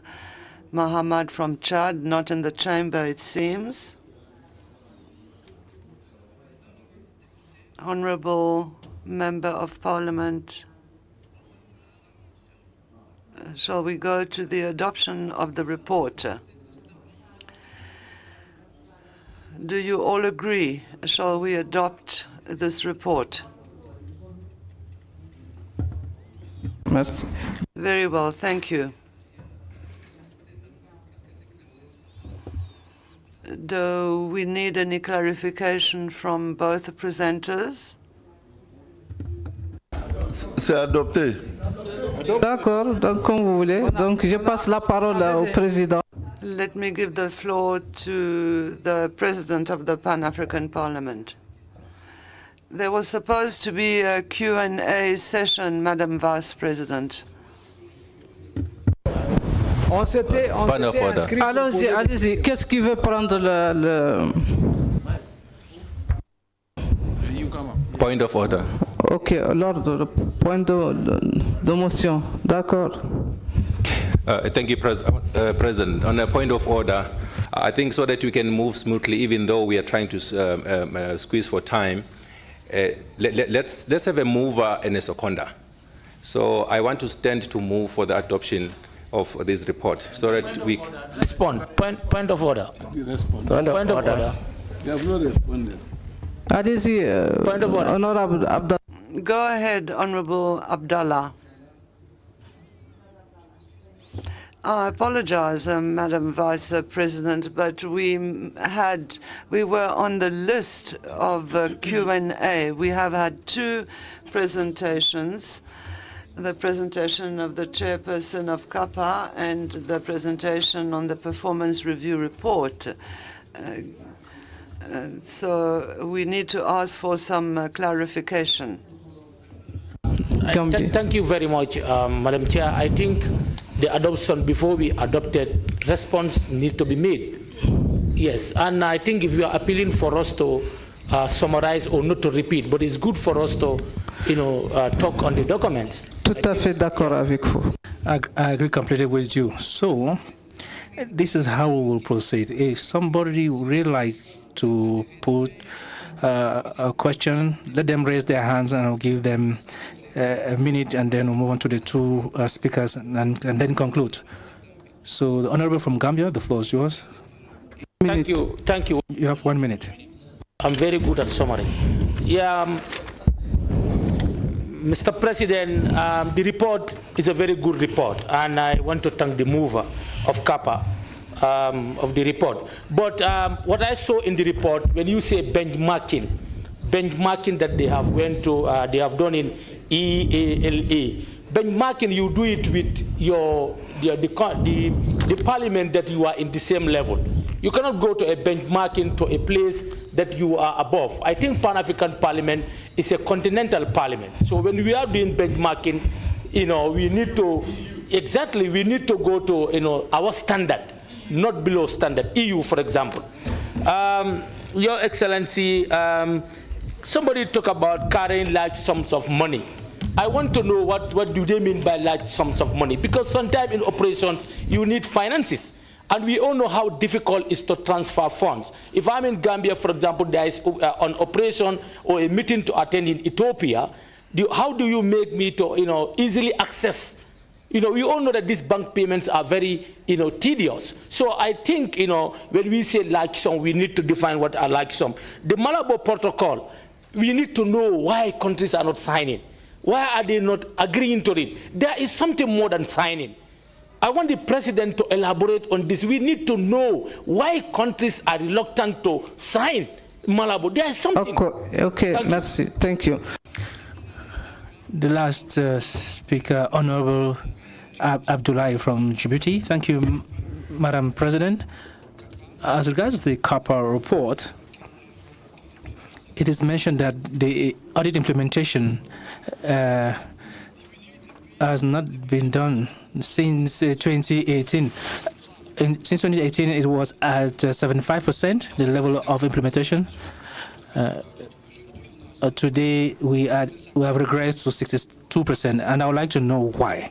Secondly, unfortunately, we don't have the report of the President, his assessment report. Thirdly,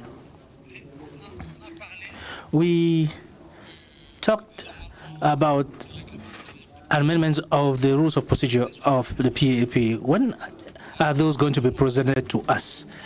The proposals for amendments of the rules of procedure.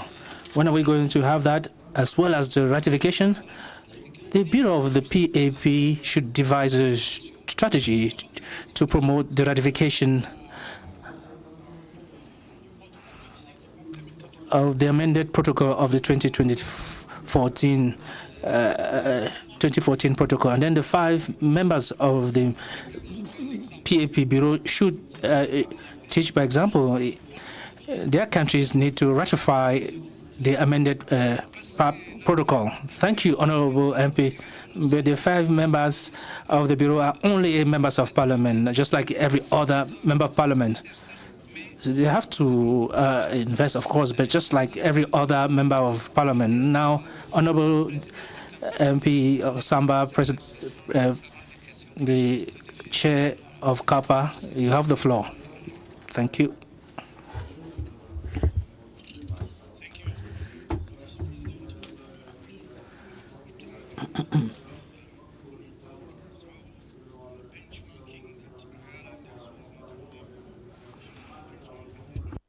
I agree with you, but sometimes it is a fact of budget, and I think in the next work plan for next year, we'll look to benchmark with the likes of EU. If anything, that's our only competitor or our only peer is the EU and not the regional parliaments. Honorable Tony from Eswatini, power to recruit, we keep asking for that. I want to mention to you that the last I dealt with this matter, we dealt with this matter many times, and at one time the AU stated that actually we have powers to recruit, and at one time the portal that the AU uses to recruit, they had also given it to us at the IT here, and we had the powers to recruit. So unless that has changed, but I urge ourselves to relook at that. It could be we keep going to ask the AU permission to recruit when we have the powers to recruit ourselves. We just need to counter that because the budgets keep coming and the budgets keep going back for permanent staff. The line that is ever above budget is for support staff, but for permanent the money is there, but there's no staff. So we just need to make sure that do we have or we don't have powers, unless they were removed. But ideally, we should have our own rights to employ. PAP should be able, through the Bureau, to fit those positions and not go back to the AU. They should have nothing to do with our administration here at PAP.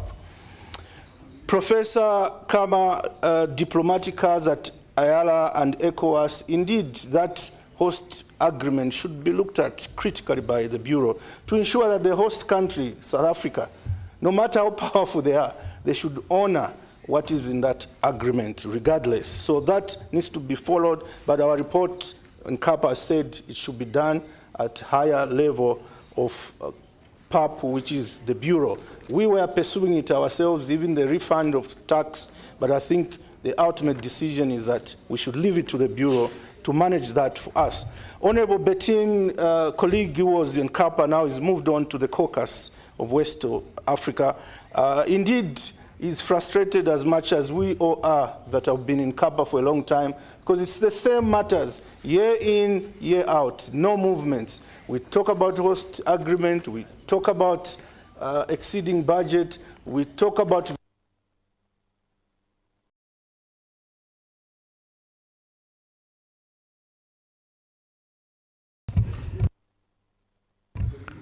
Conclude, President.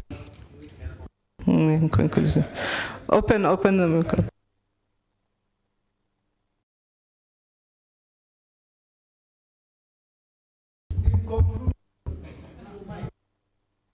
Oh, okay. Honorable, it's a very important point. Honorable Ngatana stated no auditor is ever liked anywhere. Unfortunately for me, I'm liked. But I want to point out on the auditor of this parliament, Mr. Ohi, he's a one-man show. He's surely a lonely man because he raises these issues, and I must confirm to you he's not liked. And I want to ask to every one of us to embrace him because he's only doing his job and in line with what Honorable Ngatana has said. Otherwise, I thank all of you, and long live PAP and long live all members. Long live the Bureau. Thank you. Thank you, Honorable Chair of the CAPA Committee. Honorable Chief, you have the floor. Please forget for a while that you are the President and be brief. You have just 2 minutes.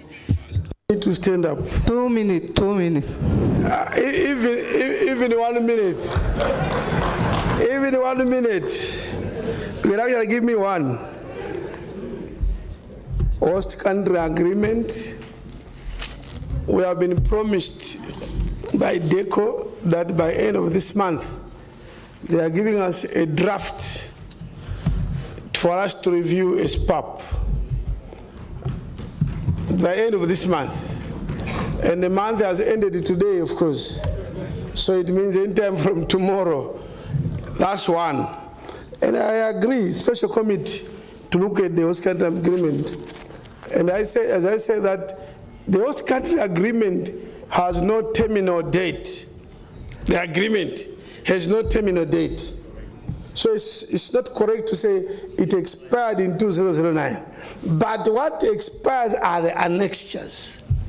There's the annexures, the benefits of MPs, which can be changed.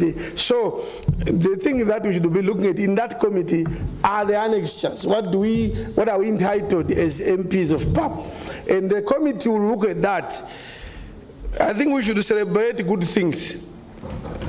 We should celebrate good things. The minister said the visas will be removed from 1 April, isn't it? Why is this not mentioned anywhere by anybody that we actually moving large sums of money? In 1 minute, please allow me to say many things. Large sums of money, it's like this. Right now, we have been getting whatever allowances we get. If we get them, we go and get cash there. When there's a committee of finance or any CAPA meeting in Uganda, the MPs expect to get paid DMs for 5 days. If PAP employees go there without cash, will they access cash? Because some members will tell you that, look, my card cannot swipe in this country, I can't even pay for my accommodation. I think those are realities about us. If all MPs had the electronic cards, all of you, it's a question of transferring money from here into your account, and when you get to Uganda, you swipe. If that is what we are going to resolve, that no one will be given cash anywhere they go on trip, then let it be. But don't cry when you get there and say, finance, where is the money? You have to develop your card. So, yes. Now, sorry, I'm trying to rush our chair. No, the over-expenditure thing, I will explain next time. It's not very correct to say there was any over-expenditure. I request for half a minute. Budget lines. Right. I mentioned this, that budget lines not utilized related to staff. Recruitment of staff, please, recruitment of staff is locked at the AU.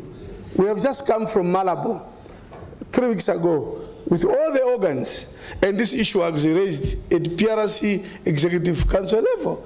And the AU agrees that they've locked recruitment. So it's not unique to PAP. Please, leaving a note so that, the issue of, sorry, I've touched on it, but I won't respond.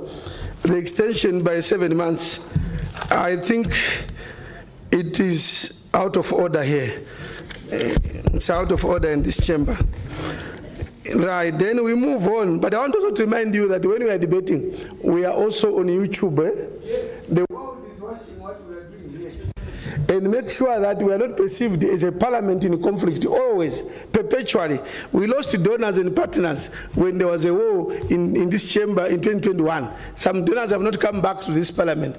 Just because Honorable President. 1 minute. Now, VAT claims, this has been on for more than 15 years. And we are serious. We need to try and finish. Oversight over AU agreed. Staff recruitment, okay. What else? Rules of procedure. Yes, the Rules Committee is meeting. I mentioned it earlier. They need to finish 120 proposed amendments, and we expect that the output to come to the chamber in November. So we are looking for the Rules Committee finalizing. The issue of Malabo is a complex matter. It's a complex matter. Member, not willing. Not willing.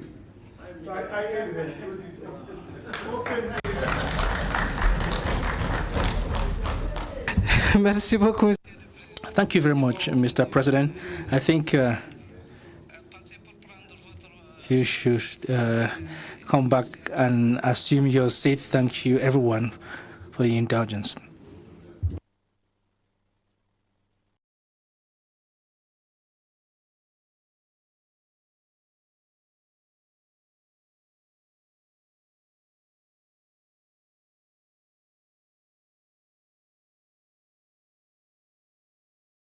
It is 6:15. It's 6:15. The only item remaining, which we agree, maybe we have to come tomorrow, back tomorrow morning, is the adoption of resolutions and recommendations. Can we come back tomorrow morning? What are you suggesting? Okay, those who say tomorrow, raise up your hands. Tomorrow? Those who say now.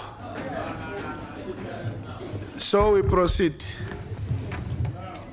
Now, can I appeal that these recommendations are issues that we debated already? They are just being recaptured now as a resolution. You are the ones who mentioned that we should be doing this. So let's not over debate, please. I don't know, Madam Clerk, how do you present them? Yeah, I will say we will not read them. You just say this part. If there's an amendment, can you open your documents? We are just going to the final part, and then you say yes, we agree. We move. Madam Clerk.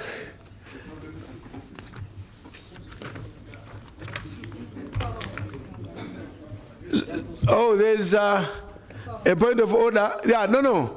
The quorum, how it applies, is when we finish. Can we finally endorse? If there's no quorum, no. So, what we intend doing is to go through all of them and agree that there's no quorum to finally endorse. When we meet next in a quorum, then we say, we then now can proceed and say yes to the amendments. That's better. Just go through, and then when we have a quorum, we'll endorse them or adopt them. Indeed, there is no quorum. Yes. So, can we then proceed? Madam Clerk, be ready. Yes, I see there is an interest to speak. Speaker. One, Mr. President, I rise to seek your guidance. Mr. President, quorum is a matter of fact. We secure quorum before we commence proceedings.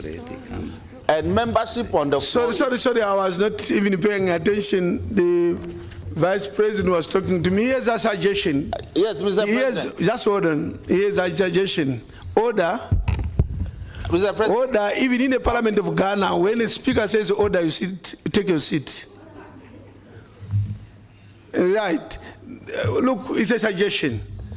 Why should we go through the amendment, the resolutions, if we won't adopt them? So why don't we do it at the next sitting when we have quorum, we go through them?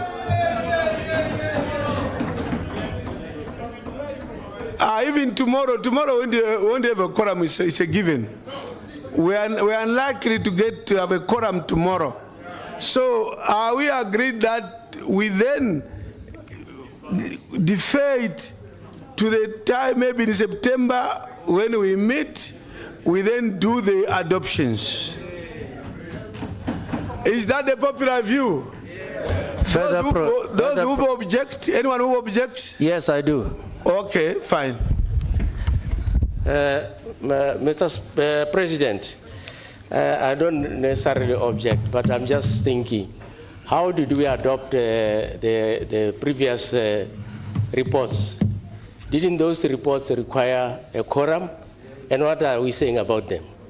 I thank you.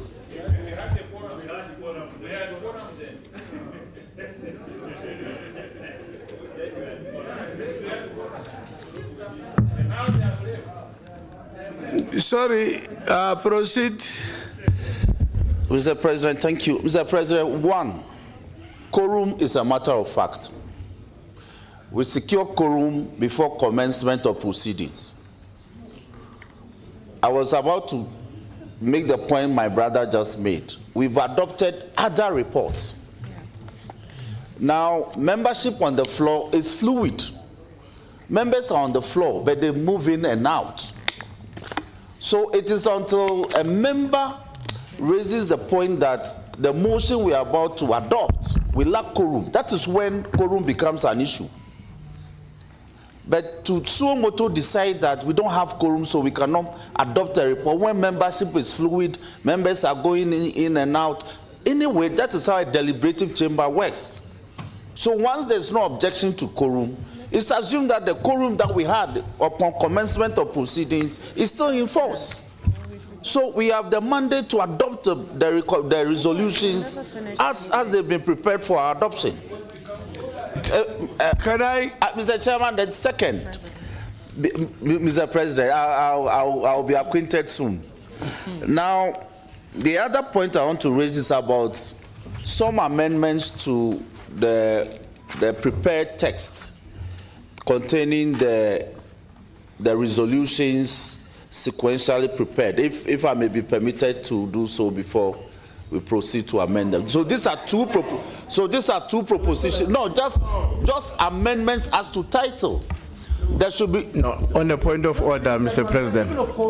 Yeah. So these are two point proposals of order, Mr. before President. Mr. President. Point of order. Yeah, point of order. Point of order. No, thank you, Mr. President. I think, I mean, with due respect to the honourable member who was on the platform, I think the first thing that we need to determine is whether we are proceeding or not proceeding. And if the position is that we are without a quorum, there will be no reason for us to start entertaining any of the amendments. So my suggestion is that if the table is saying, in terms of our current composition, we do not meet the required quorum, that should be marking the end of our business and then follow the suggestion that was suggested to you by the Vice President. Thank you. There is another suggestion from the Secretariat. The Secretariat are saying they are confident that they will now mobilize MPs who are not here in Midrand or not in the chamber, so that they join virtually tomorrow morning at 9 to boost our numbers only. Then we'll have a quorum. Then we consider these things 1 hour, we are finished by 10:30, we call it quits. I second the proposal. You second that, yes. But I can't propose as chair, so you propose yourself. I propose. I rise to propose. And seconded by... We adjourn till tomorrow. Honorable Majimbo, Honorable Tony. So, what we have agreed, sorry, excuse me, let's agree the following. That for the first time in the 2 weeks, we will all be here by 9. So that we rise early and go. So that we have the numbers at 9 a.m. That for tomorrow only, let's be in the chamber by 9. Then, Mr. President, number 2. Mr. President, a point of procedure. Let me finish. Let me finish. Number 2, all the caucus chairpersons, the vice caucus chairpersons, the rapporteurs of caucuses, the committee chairpersons, the delegation leaders, from this chamber, you get hold of everyone who is under your leadership, wherever they are, and tell them that tomorrow at 9, be connected, even if you are not in the chamber. Connected, please, then we'll have a quorum. So can we go and perform our duties as delegation leaders, as chairpersons of this and that, tomorrow, so that we've quorum 89. I really don't see why we should continue, but the wise man, Honorable Karasinga Majimbo. Thank you very much, Mr. President. 30 seconds. 30 seconds. 15 seconds. Mr. President, there we agree with you. Kindly inform the transport department. Yes, that is vehicles correct. Be at our hotel by 8:30. Yes, thank you, Mr. President. Agreed. Transport. Monsieur le Président. Our staff can listen. Monsieur le Président. Mr. Akbat, we want the staff to listen to this. MPs are saying we can be here by 9, even go to 9. But if there's no transport, it's not possible. So can we arrange in such a way that tomorrow we all agree that we are picked by 8 from our hotels. By 8 o'clock, we should pick everybody from hotels. So that, please make a very deliberate effort about transport for tomorrow morning. Maybe another brilliant idea from Honorable Tony.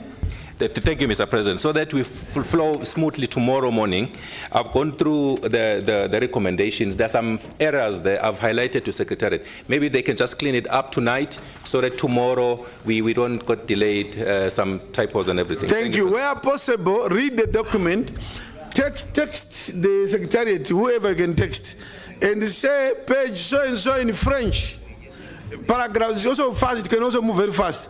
Can you send in quickly all those the things that you are identifying so that they attend to them before we sit? I think we have Monsieur le Président. Ghana.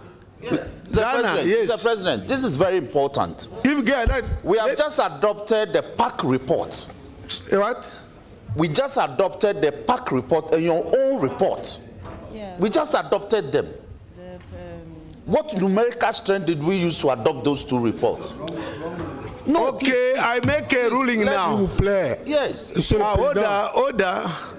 Order, Honorable. Monsieur le Président. Order, Honorable. Everyone in motion, Honorable, must be. Wait for me. The ruling is that we are adjourning sitting to tomorrow morning at 9. We are all going to be here, and if there are any issues, we entertain them tomorrow morning. For now, good night. We meet tomorrow before 9 here. Thank you.